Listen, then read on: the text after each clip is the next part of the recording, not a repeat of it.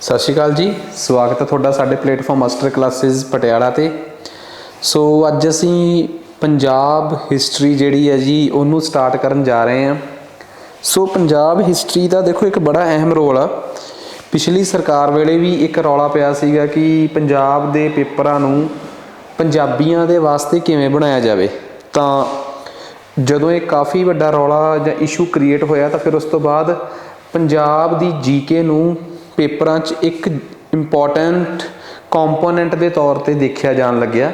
उस तो बाद पंजाब सरकार ने बेशक एक ही पेपर लिया सी PSSB का क्लर्क, बट उहदे च पंजाब के सवालों का जिहड़ा योगदान सी वो ये दसदा सी कि आउण वाले पेपरां च पंजाब की इंपॉर्टेंस काफ़ी होण जा रही है।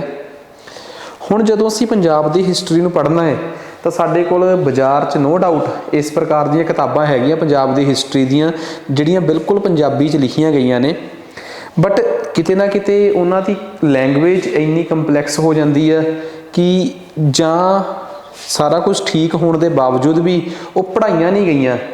इस करके किते ना किते सानू स्टोरी नूं रिटेन करन च दिक्कत आउंदी है, साडे कोल याद नहीं रहिंदा। सो असीं कोशिश करांगे कि असीं तुहानूं जिहड़ा कंटेंट इत्थे डिलीवर करन जा रहे हैं जां जिहड़ा असीं शुरू कर रहे हैं वो पूरी दी पूरी साडी बुकलैट जिहड़ी पंजाबी दी पंजाब दी बनन जा रही है जां जो बन के तैयार होगी आलमोस्ट वो बायलैंगुअल है। बायलैंगुअल का मतलब ये है कि उसकी हर एक लाइन इंग्लिश ते नाल वाली लाइन पंजाबी च होगी, तां जो तुहानूं जो कंटेंट मिले वो जिन्हां दा पेपर इंग्लिश च वो इंग्लिश च समझ सकन। जे किसी ने पेपर इंग्लिश च देना है पर तैयारी जां समझना पंजाबी च चाहुंदा है वो पंजाबी च समझ सके। सो बिना समा खराब करे असीं अपना ये सबजैक्ट जिहड़ा जी ਇਹਦੇ 'ਚ ਜਿਹੜਾ ਕੰਸੈਪਟ ਅਸੀਂ ਪੜ੍ਹਨ ਜਾ ਰਹੇ ਹਾਂ, ਅੱਜ ਅਸੀਂ ਜਿਹੜਾ ਟੌਪਿਕ ਪੜ੍ਹਨ ਜਾ ਰਹੇ ਹਾਂ ਉਹ ਆ ਗੁਰੂ ਨਾਨਕ ਦੇਵ। ਦੇਖੋ ਜਦੋਂ ਵੀ ਪੰਜਾਬ ਦੀ ਹਿਸਟਰੀ ਪੇਪਰਾਂ 'ਚ ਆਉਂਦੀ ਆ ਤਾਂ ਉਹ ਇਹ ਕਹਿੰਦੇ ਆ ਕਿ 15ਵੀਂ ਸਦੀ ਤੋਂ ਲੈ ਕੇ ਹੁਣ ਤੱਕ ਦਾ ਪੰਜਾਬ, 15ਵੀਂ ਸਦੀ ਤੋਂ ਲੈ ਕੇ 2022 ਤੱਕ ਦੀ ਪੰਜਾਬ ਦੀ ਰਾਜਨੀਤਿਕ ਇਤਿਹਾਸ, ठीक है। सो ये की होंदा गुरुआं तो लैके गुरु काल तो लैके भगवंत मान दे मुख मंत्री बनन तक दी सारी स्टोरी जिहड़ी आ वो पंजाब दे पेपरां च आऊगी, ठीक है। सो जे असी गल करिए एक सीरीज़ जिहड़ी आ वो साडी शुरू होगी जिहदे च 10 गुरुआं तो बाद बंदा सिंह बहादुर तो बाद पंजाब दियां मिसलां, फिर उस तो बाद मिसलों तो बाद महाराजा रणजीत सिंह का राज, फिर उस तो बाद पंजाब दे वो 10 साल जदों पंजाब चों सिख राज खुसिया, फिर पंजाब च अंग्रेज़ों का आगमन, फिर पंजाबियों का आज़ादी की लड़ाई च योगदान, फिर आज़ादी तो बाद का पंजाब 1966 तक का, तो फिर 1966 तो लैके 2022 तक का। पहले लैक्चर तो लैके अखीरले लैक्चर तक साढ़े सारे लैक्चरस जिहड़े आ उस स्क्रीन ते जिहड़ा बायलैंगुअल चलणगे, ठीक है। उन्होंने चंगी तरह पढ़ाया जाऊगा। जिहड़ियां बुक्स तुहाडे तक पहुँचणगियां बायलैंगुअल होणगियां, जो MCQs तुहानूं करवाए जाणगे वो बायलैंगुअल होणगे। सो बिना समा खराब करे असीं स्टार्ट करते हैं कि असल च असीं किस विषय किस स्टोरी नूं कित्थे पढ़न जा रहे हैं ते किस समय काल दी ये स्टोरी है। देखो गुरु नानक देव जी का जन्म जिहड़ा सीगा जदों असीं उस समय नूं उस समकाली समय नूं याद करते हैं ना, उस कंटैंपरेरी टाइम नूं याद करते हैं तो सानूं साडी एक समझ बनती है कि उस टाइम की सोसाइटी किवें दी सी। देखो एक गल बड़ी क्लीयर आ, दुनिया के जिस भी कोने च संत पीर पैगंबरां ने जन्म लिया है तो जिहड़े उस समय के मौके के इशूज़ सीगे जां जो उत्थों के हालात सीगे उस समय के उन्हां दे अकॉर्डिंग उन्होंने समाज सुधार भी किया है। जिमें एक उदाहरण दिना, पैगंबर मुहम्मद साहब जदों इस दुनिया च आए 8वीं 7वीं शताब्दी च, तां अरब के इलाके च ना जिहड़ा व्याज सी, जिवें आपां व्याज कहने आ, वो बहुत वड्डे पद्धर ते बड़े खतरनाक तरीके नाल वसूलिया जांदा सी। सो उन्होंने व्याज के खिलाफ आवाज़ उठाई। तां अज भी इस्लाम च वो चीज़ उवें चलती आ रही है, व्याज नूं हराम मन्निया जाता है। सिख धर्म के पहले गुरु नानक देव का जन्म जिहड़े समय च होया उस टाइम समाज जिहड़ा सीगा वो वर्गां च वंडिया होया सी, उच्ची जात नीवीं जात। तां गुरु नानक देव का जात पात के खिलाफ बोलना बनता सी। ये वो समा सीगा जदों भारत ते टर्क दे मुसलमानां दा राज सी, ठीक है। टर्क ते मुसलमान भारत ते राज कर रहे सी। बेसिकली ये लोग जिहड़े सी ये मध्य एशिया तो आए सी। इन्हां दे समय नूं सल्तनत काल कहा गया, ठीक है। ये कुतुबुद्दीन ऐबक तो शुरू हुंदे आ।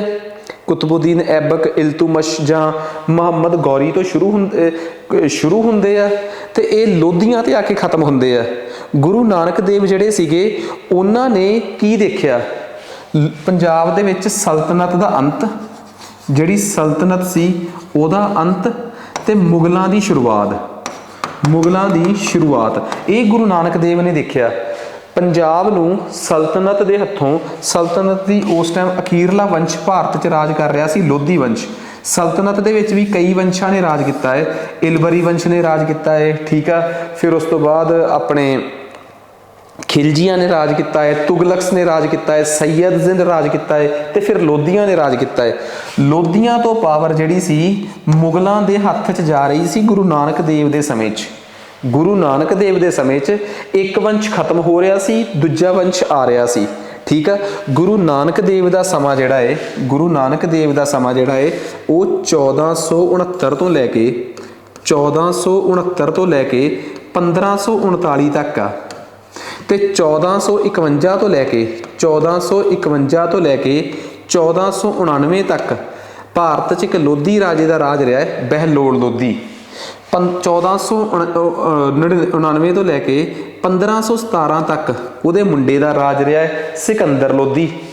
1517 तो लैके 1526 तक राज रहा है उहदे मुंडे का इब्राहिम लोधी। 1526 तो लैके 1530 तक राज रहा है एक पहले मुगल राजे का बाबर का। 1526 तो लैके 1530 तक मुगल राजे बाबर का। 1530 तो लैके 1540 तक राज रहा है हुमायूं का। गुरु नानक ने 2 तो मुगल राजे देखे है, ते गुरु नानक देव ने 3 लोधी वंश के राजे देखे है। इट मीनस गुरु नानक देव ने लोधी वंश तो लैके मुगल शासकों नूं सारियां नूं अपने समय च देखिया है, ठीक है। उन्हां दे राज नूं देखिया है। ते बाबर दे वेले तां गुरु नानक देव ने बाणी भी उचारी सी, बाबर बाणी फिर गई। सो गुरु नानक दे समय च पंजाब दे विच लोधियां दा ते मुगलों का वंश रहा है। कुल मिला के मुगलों नूं मुगल कहा क्यों गया, ये भी गल एक तुहाडे दिमाग च होऊगा। मुगल ते मुसलमानां च की फर्क आ? असल दे विच मुगल वो मुसलमान जिहड़े अपने आप नूं मंगोलिया दे राजियां दा वंशज कहंदे आ। मंगोलिया का चंगेज़ खान के वंशज होने करके जां अपने आप नूं उन्हां दे वंशज होने का दावा करन करके जिहड़े मुसलमान मंगोलिया नाल संबंधित ने किसी भी तरीके नाल, हुण जिहड़ा बाबर इंडिया च आया सी असल दे विच उज़बेकिस्तान दा सी, ਉਹਦਾ ਤੇ ਮੰਗੋਲੀਆ ਨਾਲ ਕੀ ਸੰਬੰਧ ਸੀ? ਬਸ ਇੰਨਾ ਕੁ ਸੰਬੰਧ ਸੀ ਕਿ ਉਹਦੇ ਨਾਨਕੇ, ਉਹ ਕਹਿੰਦਾ ਸੀ ਕਿ ਮੇਰੇ ਨਾਨਕੇ ਚੰਗੇਜ਼ ਖਾਨ ਦੇ ਖਾਨਦਾਨ ਵਾਲੇ ਆ, ਇਸ ਕਰਕੇ ਮੈਂ ਆਪਣੇ ਆਪ ਨੂੰ ਮੁਗਲ ਕਹੂੰਗਾ, ਠੀਕ ਆ। ਤਾਂ ਸੋ ਇਹ ਗੱਲ ਸਾਡੇ ਸਮਝ 'ਚ ਆ ਗਈ ਕਿ ਮੁਗਲਾਂ ਨੇ ਆ ਕੇ ਭਾਰਤ ਦੇ ਵਿੱਚ ਤਹਿਸ ਨਹਿਸ ਕਰਿਆ ਸਾਰਾ ਕੁਛ। ਇੱਥੇ ਲੋਧੀ ਹਰਾਏ। ਲੋਧੀ ਪਿੱਛੋਂ ਅਫਗਾਨਿਸਤਾਨ ਤੋਂ ਬਿਲੋਂਗ ਕਰਦੇ ਸੀਗੇ, ਜਿਹੜਾ ਲੋਧੀ ਖਾਨਦਾਨ ਸੀਗਾ। ਸੋ ਗੁਰੂ ਨਾਨਕ ਦੇ ਸਮੇਂ ਇੱਕ ਟਰਾਂਸਫੋਰਮੇਸ਼ਨ ਹੋ ਰਹੀ ਸੀਗੀ। ਹੁਣ ਗੁਰੂ ਨਾਨਕ ਦੇ ਸਮੇਂ ਤੋਂ ਪਹਿਲਾਂ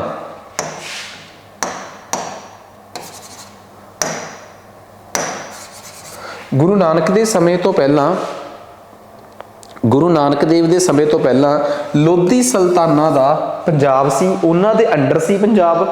ਸੋ ਉਹਨਾਂ ਦੇ ਸਮੇਂ 'ਚ ਪੰਜਾਬ 'ਚ ਕੌਣ ਰਾਜਾ ਸੀ? ਮੈਂ ਪਹਿਲਾਂ ਹੀ ਦੱਸ ਚੁੱਕਿਆ ਕਿ ਭਾਰਤ ਦਾ ਉਸ ਟਾਈਮ ਰਾਜਾ ਹੁੰਦਾ ਸੀਗਾ ਬਹਿਲੋਲ ਲੋਧੀ। ਬਹਿਲੋਲ ਲੋਧੀ 1451 ਤੋਂ ਲੈ ਕੇ 1499 ਤੱਕ ਭਾਰਤ ਦਾ ਰਾਜਾ ਰਿਹਾ ਹੈ। ਯਾਦ ਰੱਖਿਓ, ਲੋਧੀਆਂ 'ਚ ਸਭ ਤੋਂ ਵੱਧ ਰਾਜ ਇਹਦਾ ਰਿਹਾ। ਜਦੋਂ ਇਹ ਰਾਜਾ ਸੀ ਬਹਿਲੋਲ ਲੋਧੀ, ਇਹਨੇ ਪੰਜਾਬ ਦਾ ਗਵਰਨਰ ਅਪੁਆਇੰਟ ਕੀਤਾ, ਪੰਜਾਬ ਦਾ ਗਵਰਨਰ ਨਿਯੁਕਤ ਕੀਤਾ ਤਾਤਰ ਖਾਨ ਲੋਧੀ ਨੂੰ। ਕੀ ਨਾਮ ਸੀ ਉਹਦਾ?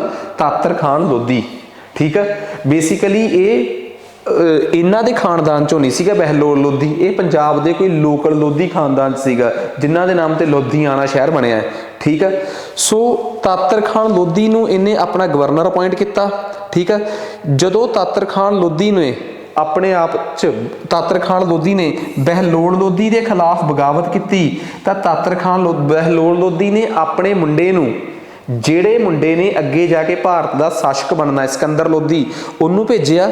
ਉਹਨੇ ਤਾਤਰ ਖਾਨ ਲੋਧੀ ਦੀ ਬਗਾਵਤ ਨੂੰ ਦਬਾਇਆ, ਉਹਨੂੰ ਭਜਾਤਾ ਤੇ ਉਹਦਾ ਮੁੰਡਾ ਦੌਲਤ ਖਾਨ ਲੋਧੀ ਸੀ ਜਿਹੜਾ, ਉਹਨੂੰ ਪੰਜਾਬ ਦਾ ਗਵਰਨਰ ਨਿਯੁਕਤ ਕਰਤਾ।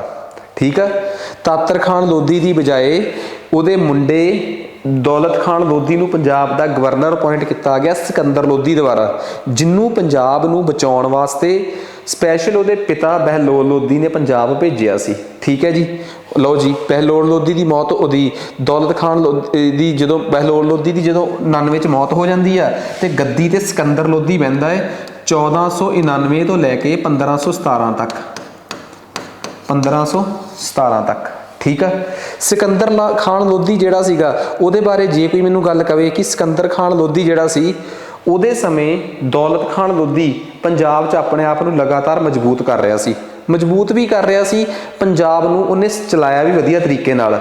ਸਿਕੰਦਰ ਲੋਧੀ ਵੀ ਚੰਗਾ ਸ਼ਾਸਕ ਸੀ। ਠੀਕ ਆ, ਸਿਕੰਦਰ ਲੋਧੀ ਬਾਰੇ ਅਕਸਰ ਜਦੋਂ ਅਸੀਂ ਮੱਧਕਾਲੀਨ ਭਾਰਤ ਪੜ੍ਹਦੇ ਹਾਂ ਤਾਂ ਅਸੀਂ ਪੜ੍ਹਦੇ ਹਾਂ ਕਿ ਉਸ ਬੰਦੇ ਨੇ ਭਾਰਤ ਦੇ ਵਿੱਚ ਜ਼ਮੀਨਾਂ ਦੀ ਮਿਣਤੀ ਨੂੰ ਸਹੀ ਕੀਤਾ। ਠੀਕ ਆ, ਉਹ ਵੀ ਸੀਗਾ, ਇੰਟੈਲੈਕਚੁਅਲ ਵੀ ਸੀਗਾ। ਠੀਕ ਆ, ਕਵਿਤਾਵਾਂ ਬਹੁਤ ਲਿਖਦਾ ਹੁੰਦਾ ਸੀਗਾ, ਤਾਂ ਉਹ ਬੰਦਾ ਪੜ੍ਹਿਆ ਲਿਖਿਆ ਵੀ ਬਹੁਤ ਸੀ, ਕਹਿ ਲਓ ਕਿ ਐਡਮਿਨਿਸਟ੍ਰੇਸ਼ਨ ਦੇ ਮਾਮਲੇ 'ਚ ਵੀ ਐਕਸਪਰਟ ਸੀ। 1517 ਚ ਉਹਦੀ ਮੌਤ ਹੋ ਜਾਂਦੀ ਹੈ। ਠੀਕ ਆ, ਉਹਦੇ ਨਾਲ ਦੌਲਤ ਖਾਨ ਲੋਧੀ ਦੇ ਸੰਬੰਧ ਕਾਫੀ ਵਧੀਆ ਰਹੇ ਆ। ਠੀਕ ਆ, ਜਦੋਂ ਸਿਕੰਦਰ ਖਾਨ ਲੋਧੀ ਦੀ ਮੌਤ ਹੋ ਜਾਂਦੀ ਆ ਉਸ ਤੋਂ ਬਾਅਦ 1517 ਤੋਂ ਬਾਅਦ ਭਾਰਤ ਦਾ ਰਾਜਾ ਬਣਦਾ ਹੈ ਇਬਰਾਹਿਮ ਲੋਧੀ, ਉਹਦਾ ਮੁੰਡਾ। ਇਬਰਾਹਿਮ ਲੋਧੀ ਜਦੋਂ ਭਾਰਤ ਦਾ ਰਾਜਾ ਬਣਦਾ ਹੈ 1517 ਚ, ਤਾਂ ਉਹਦੇ ਨਾਲ ਦੌਲਤ ਖਾਨ ਲੋਧੀ ਦੇ ਸੰਬੰਧ ਖਰਾਬ ਹੀ ਰਹਿੰਦੇ ਆ। ਉਹਦੇ ਪਿਤਾ ਜੀ ਸੀਗੇ ਜਿਹੜੇ ਸਿਕੰਦਰ ਲੋਧੀ, ਉਹਦੇ ਨਾਲ ਤਾਂ ਸੰਬੰਧ ਚੰਗੇ ਸੀ, ਪਰ ਇਬਰਾਹਿਮ ਲੋਧੀ ਨਾਲ ਸੰਬੰਧ ਖਰਾਬ। ਹੁਣ ਇਬਰਾਹਿਮ ਲੋਧੀ ਜਿਹੜਾ ਸੀਗਾ, ਇਹਦੀ ਲਗਾਤਾਰ ਦੌਲਤ ਖਾਨ ਲੋਧੀ ਨਾਲ ਕਿਸੇ ਨਾ ਕਿਸੇ ਕਾਰਨ ਕਰਕੇ ਲੜਾਈ ਹੁੰਦੀ ਰਹੀ। ਮਤਲਬ ਦੌਲਤ ਖਾਨ ਲੋਧੀ ਤੇ ਹਮੇਸ਼ਾ ਸ਼ੱਕ ਦੀ ਨਿਗਾਹ ਰੱਖੀ ਇਬਰਾਹਿਮ ਲੋਧੀ ਨੇ, ਭਾਰਤ ਦੇ ਰਾਜੇ ਨੇ। ਦੌਲਤ ਖਾਨ ਲੋਧੀ ਕੀ ਕਰੇ, ਇਹ ਉਹ ਸਮਾਂ ਸੀ 1518, 1519, 1520, ਜਦੋਂ ਭਾਰਤ ਤੇ ਇੱਕ ਉਜ਼ਬੇਕਿਸਤਾਨ ਦਾ ਰਾਜਾ ਲਗਾਤਾਰ ਹਮਲਾ ਕਰਨ ਲੱਗਾ ਸੀ। ਉਜ਼ਬੇਕਿਸਤਾਨ ਦਾ ਇੱਕ ਇਲਾਕਾ ਸੀ ਫਰਗਨਾ, ਉੱਥੋਂ ਦਾ ਇੱਕ ਰਾਜਾ ਸੀ ਜਿਹੜਾ ਆਪਣੇ ਆਪ ਨੂੰ ਮੁਗਲ ਕਹਿੰਦਾ ਸੀ, ਸੀਗਾ ਮੁਸਲਮਾਨ, ਪਰ ਮੰਗੋਲੀਆ ਦੇ ਵੰਸ਼ਜਾਂ ਚੋਂ ਹੋਣ ਕਰਕੇ ਉਹ ਆਪਣੇ ਆਪ ਨੂੰ ਮੁਗਲ ਕਹਿੰਦਾ ਸੀ। ਨਾਮ ਸੀ ਬਾਬਰ। ਠੀਕ ਆ, ਬਾਬਰ ਲਗਾਤਾਰ ਪੰਜਾਬ ਤੇ ਹਮਲੇ ਕਰ ਰਿਹਾ ਸੀਗਾ। ਤਾਂ ਉਹਨੇ ਪਹਿਲਾ ਹਮਲਾ 1519 ਚ ਕੀਤਾ, ਫਿਰ 20 ਚ ਕੀਤਾ, 21 ਚ ਕੀਤਾ। ਲਗਾਤਾਰ ਉਹਦੇ ਹਮਲਿਆਂ ਦੇ ਵਿੱਚ, ਠੀਕ ਆ ਨਾ, ਉਹਦੇ ਇੱਕ ਤਾਂ ਲਗਾਤਾਰ ਉਹਦੇ ਹਮਲੇ ਜਿਹੜੇ ਸੀ, ਉਹਨੇ ਆ ਕੇ ਦੌਲਤ ਖਾਨ ਲੋਧੀ ਨਾਲ ਹੱਥ ਮਿਲਾ ਲਿਆ। ਦੋਵਾਂ ਦਾ ਫਾਇਦਾ ਉਹ ਦੌਲਤ ਖਾਨ ਲੋਧੀ ਨੂੰ ਸੀ ਕਿ ਇਹਦੀ ਮਦਦ ਨਾਲ ਮੈਂ ਦਿੱਲੀ ਦੇ ਸ਼ਾਸਕ ਨੂੰ ਹਰਾਊਂਗਾ। ਠੀਕ ਆ, ਤੇ ਬਾਬਰ ਦਾ ਲਾਲਚ ਇਹ ਸੀਗਾ ਕਿ ਜੇ ਮੈਨੂੰ ਇੰਡੀਆ ਦੇ ਕਿਸੇ ਲੋਕਲ ਰਾਜੇ ਦੀ ਮਦਦ ਮਿਲ ਜੇ ਤਾਂ ਮੇਰੀ ਸਪੋਰਟ ਹੋਰ ਵੱਧ ਜੂਗੀ, ਤਾਂ ਮੈਂ ਭਾਰਤ 'ਚ ਚੰਗੀ ਲੁੱਟ ਖੋਹ ਕਰਕੇ ਵਾਪਸ ਜਾ ਸਕਦਾ। ਇੱਕ ਤਾਂ ਭਾਰਤ ਦੇ ਲੁੱਟ ਖੋਹ ਕਰਨਾ ਚਾਹੁੰਦਾ ਸੀ, ਦੂਜਾ ਜੇ ਅਸੀਂ ਉਸ ਸਮੇਂ ਦੇ ਨਕਸ਼ੇ ਨੂੰ ਦੇਖੀਏ ਤਾਂ ਆਹ ਭਾਰਤ ਆ ਪਾਕਿਸਤਾਨ, ਇਹ ਉਦੋਂ ਭਾਰਤ ਦਾ ਹੀ ਹਿੱਸਾ ਸੀ। ਆਹ ਅਫਗਾਨਿਸਤਾਨ, ਇਸ ਇਲਾਕੇ 'ਚੋਂ ਉਹ ਆਇਆ ਸੀਗਾ, ਉਜ਼ਬੇਕਿਸਤਾਨ ਵਾਲੇ ਇਲਾਕੇ 'ਚੋਂ। ਉਹ ਵੈਸੇ ਤਾਂ ਇਸ ਪਾਸੇ ਨੂੰ ਜਾਣਾ ਚਾਹੁੰਦਾ ਸੀ, ਤੁਹਾਨੂੰ ਪਤਾ ਇੱਧਰ ਅਰਬ ਦਾ ਇਲਾਕਾ ਹੈ, ਅਰਬ ਦੇ ਇਲਾਕੇ 'ਚ ਮੱਕਾ ਮਦੀਨਾ ਹੈ। ਹਰ ਮੁਸਲਿਮ ਰਾਜਾ ਚਾਹੁੰਦਾ ਹੈ ਕਿ ਮੱਕੇ ਮਦੀਨੇ ਆਪਣੀ ਸਭ ਤੋਂ ਧਾਰਮਿਕ ਪਵਿੱਤਰ ਜਗ੍ਹਾ ਦੇ ਨੇੜੇ ਤੇੜੇ ਉਹਦਾ ਸ਼ਾਸਨ ਹੋਵੇ। ਪਰ ਇੱਧਰਲੇ ਪਾਸੇ ਹੋਰ ਰਾਜਿਆਂ ਨੇ ਆਪਣਾ ਸ਼ਾਸਨ ਮਜ਼ਬੂਤ ਕਰ ਲਿਆ। ਠੀਕ ਆ, ਜਦੋਂ ਹੋਰ ਇੱਥੋਂ ਦੇ ਲੋਕਲ ਰਾਜਿਆਂ ਨੇ ਆਪਣਾ ਸ਼ਾਸਨ ਮਜ਼ਬੂਤ ਕਰ ਲਿਆ ਤਾਂ ਇਹਦੇ ਵਾਸਤੇ ਸ਼ਾਸਨ ਕਰਨ ਵਾਸਤੇ ਆਹੀ ਇੱਕ ਇਲਾਕਾ ਬਚਿਆ। ਤਾਂ ਇਹ ਭਾਰਤ 'ਚ ਪਰਮਾਨੈਂਟ ਵਸਣ ਦੇ ਮੂਡ ਨਾਲ ਆਇਆ ਸੀਗਾ। ਜਦੋਂ ਇਹਨੇ ਇੱਥੇ ਹਮਲਾ ਕੀਤਾ ਤੇ ਇੱਥੇ ਪੰਜਾਬ ਦਾ ਜਿਹੜਾ ਰਾਜਾ ਸੀ ਦੌਲਤ ਖਾਨ ਲੋਧੀ, ਉਹ ਇਹਦੀ ਮਦਦ 'ਚ ਆ ਗਿਆ। ਇਹਦੀ ਮਦਦ ਇਸ ਕਰਕੇ ਕਿਉਂਕਿ ਇਹਦਾ ਇਹ ਦੁਸ਼ਮਣ ਸੀ ਤੇ ਦੁਸ਼ਮਣ ਦਾ ਦੁਸ਼ਮਣ ਆ ਦੋਸਤ ਹੋ ਗਏ। ਸਿੰਪਲ ਜਿਹਾ ਕਨਸੈਪਟ ਸੀਗਾ। ਪਰ ਕਹਾਣੀ ਹੋਰ ਵੀ ਜ਼ਿਆਦਾ ਉਲਝੀ ਜਦੋਂ ਇਹਨਾਂ ਦੋਵਾਂ ਨੇ ਮਿਲ ਕੇ ਇਹਦੇ ਤੇ ਹਮਲਾ ਕੀਤਾ। ਤੇ ਇਹਦਾ ਚਾਚਾ ਜਿਹੜਾ ਇਸ ਕੇ ਇਲਾਕੇ 'ਚ ਯੂਪੀ ਦਾ ਰਾਜ ਕਰ ਰਿਹਾ ਸੀ, ਆਲਮ ਖਾਨ, ਉਹਨੇ ਵੀ ਇਹਨਾਂ ਦੀ ਮਦਦ ਕੀਤੀ ਕਿਉਂਕਿ ਉਹ ਵੀ ਕਿਸੇ ਨਾ ਕਿਸੇ ਤਰੀਕੇ ਆਪਣੇ ਭਤੀਜੇ ਤੋਂ ਪਰੇਸ਼ਾਨ ਸੀ। ਸੋ ਕਹਾਣੀ 'ਚ ਕਿੰਨੇ ਪਾਤਰ ਮਿਲ ਗਏ। ਖੈਰ, ਹੁਣ ਇਹਦਾ ਜਿੱਤਣਾ, ਇਬਰਾਹਿਮ ਲੋਧੀ ਦਾ ਜਿੱਤਣਾ ਤਕਰੀਬਨ ਮੁਸ਼ਕਲ ਸੀ ਕਿਉਂਕਿ ਇੱਕ ਪਾਸੇ 3 ਰਾਜੇ, ਇੱਕ ਪਾਸੇ 1। ਪਰ ਇਹ ਦੋਵੇਂ ਮਿਲ ਕੇ ਇਹਦੇ ਤੇ ਹਮਲਾ ਕਰਦੇ ਇਸ ਤੋਂ ਪਹਿਲਾਂ ਹੀ ਇਹਨਾਂ ਦੀ ਤੇ ਇਹਨਾਂ ਦੀ ਆਪਸ 'ਚ ਕੋਈ ਨਾ ਕੋਈ ਫੁੱਟ ਪੈ ਜਾਂਦੀ ਆ। ਫੁੱਟ ਪੈਣ ਦਾ ਕਾਰਨ ਕੀ ਸੀਗਾ? ਫੁੱਟ ਪੈਣ ਦਾ ਕਾਰਨ ਸੀ ਇਹਨਾਂ ਦੋਵਾਂ ਨੇ ਮਿਲ ਕੇ ਜਿਹੜੀ ਇਬਰਾਹਿਮ ਲੋਧੀ ਤੋਂ ਇਸ ਇਲਾਕੇ 'ਚ ਜ਼ਮੀਨ ਲੁੱਟੀ ਸੀ, ਉਹਦੇ ਤੇ ਅਸਲੀ ਕਬਜ਼ਾ ਕਿਹਦਾ ਹੋਊਗਾ ਜਾਂ ਜ਼ਿਆਦਾ ਕਬਜ਼ਾ ਕਿਹਦਾ ਹੋਊਗਾ, ਇਹਨੂੰ ਲੈ ਕੇ ਦੋਵੇਂ ਆਪਸ ਸੁਲਝ ਗਏ। ਤਾਂ ਇਸ ਤਰੀਕੇ ਦੀ ਹੋਰ ਬੜੇ ਕਾਰਨ ਸੀਗੇ ਜਿਹਦੇ ਕਰਕੇ ਦੌਲਤ ਖਾਨ ਲੋਧੀ ਜਿਹੜਾ ਸੀਗਾ ਉਹ ਮਤਲਬ ਕਿ ਕਨਫਿਊਜ਼ ਹੋ ਗਿਆ। ਇਸੇ ਕਰਕੇ ਬਾਬਰ ਨੂੰ ਲੱਗਿਆ ਕਿ ਇਹ ਮੇਰੇ ਨਾਲ ਇੱਕ ਧੋਖਾ ਹੋਇਆ, ਤੇ ਬਾਬਰ ਜਿਹੜਾ ਸੀਗਾ ਉਹ ਕਿਸੇ ਨਾ ਕਿਸੇ ਤਰੀਕੇ ਮਤਲਬ ਕਿ ਲੋਧੀ ਤੋਂ ਇਸ ਗੱਲ ਦਾ ਬਦਲਾ ਲੈਣਾ ਚਾਹੁੰਦਾ ਸੀ। ਫਿਰ ਬਾਬਰ ਜਦੋਂ 1524 ਚ ਇੰਡੀਆ ਆਉਂਦਾ ਹੈ, ਉਹ ਆ ਕੇ ਪਹਿਲਾਂ ਦੌਲਤ ਖਾਨ ਲੋਧੀ ਨੂੰ ਹਰਾਉਂਦਾ ਹੈ। ਦੌਲਤ ਖਾਨ ਲੋਧੀ ਨੂੰ ਹਰਾਉਣ ਤੋਂ ਬਾਅਦ ਉਹ ਵਾਪਸ ਜਾਂਦਾ ਹੈ। ਫਿਰ ਅਗਲਾ ਹਮਲਾ ਕਰਨ ਉਹ 1526 ਚ ਆਉਂਦਾ ਹੈ। ਜਦੋਂ ਬਾਬਰ 1526 ਚ ਹਮਲਾ ਕਰਨ ਆਉਂਦਾ ਹੈ, ਉਦੋਂ ਤੱਕ ਦੌਲਤ ਖਾਨ ਲੋਧੀ ਜਿਹੜਾ ਉਸ ਟਾਈਮ ਪੰਜਾਬ ਦਾ ਗਵਰਨਰ ਸੀ, ਉਹ ਕੋਈ ਬਹੁਤਾ ਮਜ਼ਬੂਤ ਨਹੀਂ ਹੁੰਦਾ, ਆਸਾਨੀ ਨਾਲ ਰਾਹ ਦੇ ਦਿੰਦਾ ਹੈ। ਤੇ ਹੁਣ ਬਾਬਰ ਦੀ 1526 ਚ ਲੜਾਈ ਹੁੰਦੀ ਆ ਸਿੱਧੀ ਇਬਰਾਹਿਮ ਲੋਧੀ ਨਾਲ, ਤੇ ਜਗ੍ਹਾ ਤੈਅ ਹੁੰਦੀ ਆ ਪਾਣੀਪਤ। ਪਾਣੀਪਤ ਦੇ ਮੈਦਾਨ ਤੇ 1526 ਚ ਪਾਣੀਪਤ ਦੀ ਪਹਿਲੀ ਲੜਾਈ ਲੜੀ ਜਾਂਦੀ ਆ, ਤੇ ਇਸ ਲੜਾਈ ਚ ਇਬਰਾਹਿਮ ਲੋਧੀ ਜਿਹੜਾ ਹੈ ਉਹ ਬੁਰੇ ਤਰੀਕੇ ਨਾਲ ਹਾਰ ਜਾਂਦਾ ਹੈ, ਤੇ ਭਾਰਤ ਤੇ ਪਹਿਲੀ ਵਾਰ ਕਿਸੇ ਮੁਗਲ ਸ਼ਾਸਕ ਦਾ ਕਬਜ਼ਾ ਹੋ ਜਾਂਦਾ ਹੈ। ਇਸ ਤਰੀਕੇ ਨਾਲ ਗੁਰੂ ਨਾਨਕ ਦੇਵ ਦੇ ਸਮੇਂ ਹੀ ਬਾਬਰ ਜਿਹੜਾ ਸੀ ਉਹ ਭਾਰਤ ਦਾ ਰਾਜਾ ਬਣਿਆ। ਠੀਕ ਆ, ਤੋ ਇਹ ਗੱਲ ਜਦੋਂ ਇਸੇ 1524 ਚ ਜਦੋਂ ਬਾਬਰ ਇੰਡੀਆ ਆ ਰਿਹਾ ਸੀਗਾ, ਆਹ ਦੇਖੋ 1519 ਚ ਬਾਬਰ ਜਿਹੜਾ ਸੀਗਾ ਉਹਨੇ ਪਹਿਲੀ ਵਾਰ ਪੰਜਾਬ ਤੇ ਹਮਲਾ ਕੀਤਾ, ਤੇ ਉਹਨੇ ਭੇੜਾ ਨਾਮ ਦੀ ਜਗ੍ਹਾ ਨੂੰ ਅਨੈਕਸ ਕੀਤਾ। ਉਸ ਦੇ ਨਾਲ ਹੀ ਉਹਨੇ ਸਿਆਲਕੋਟ ਤੇ ਕਬਜ਼ਾ ਕਰ ਲਿਆ।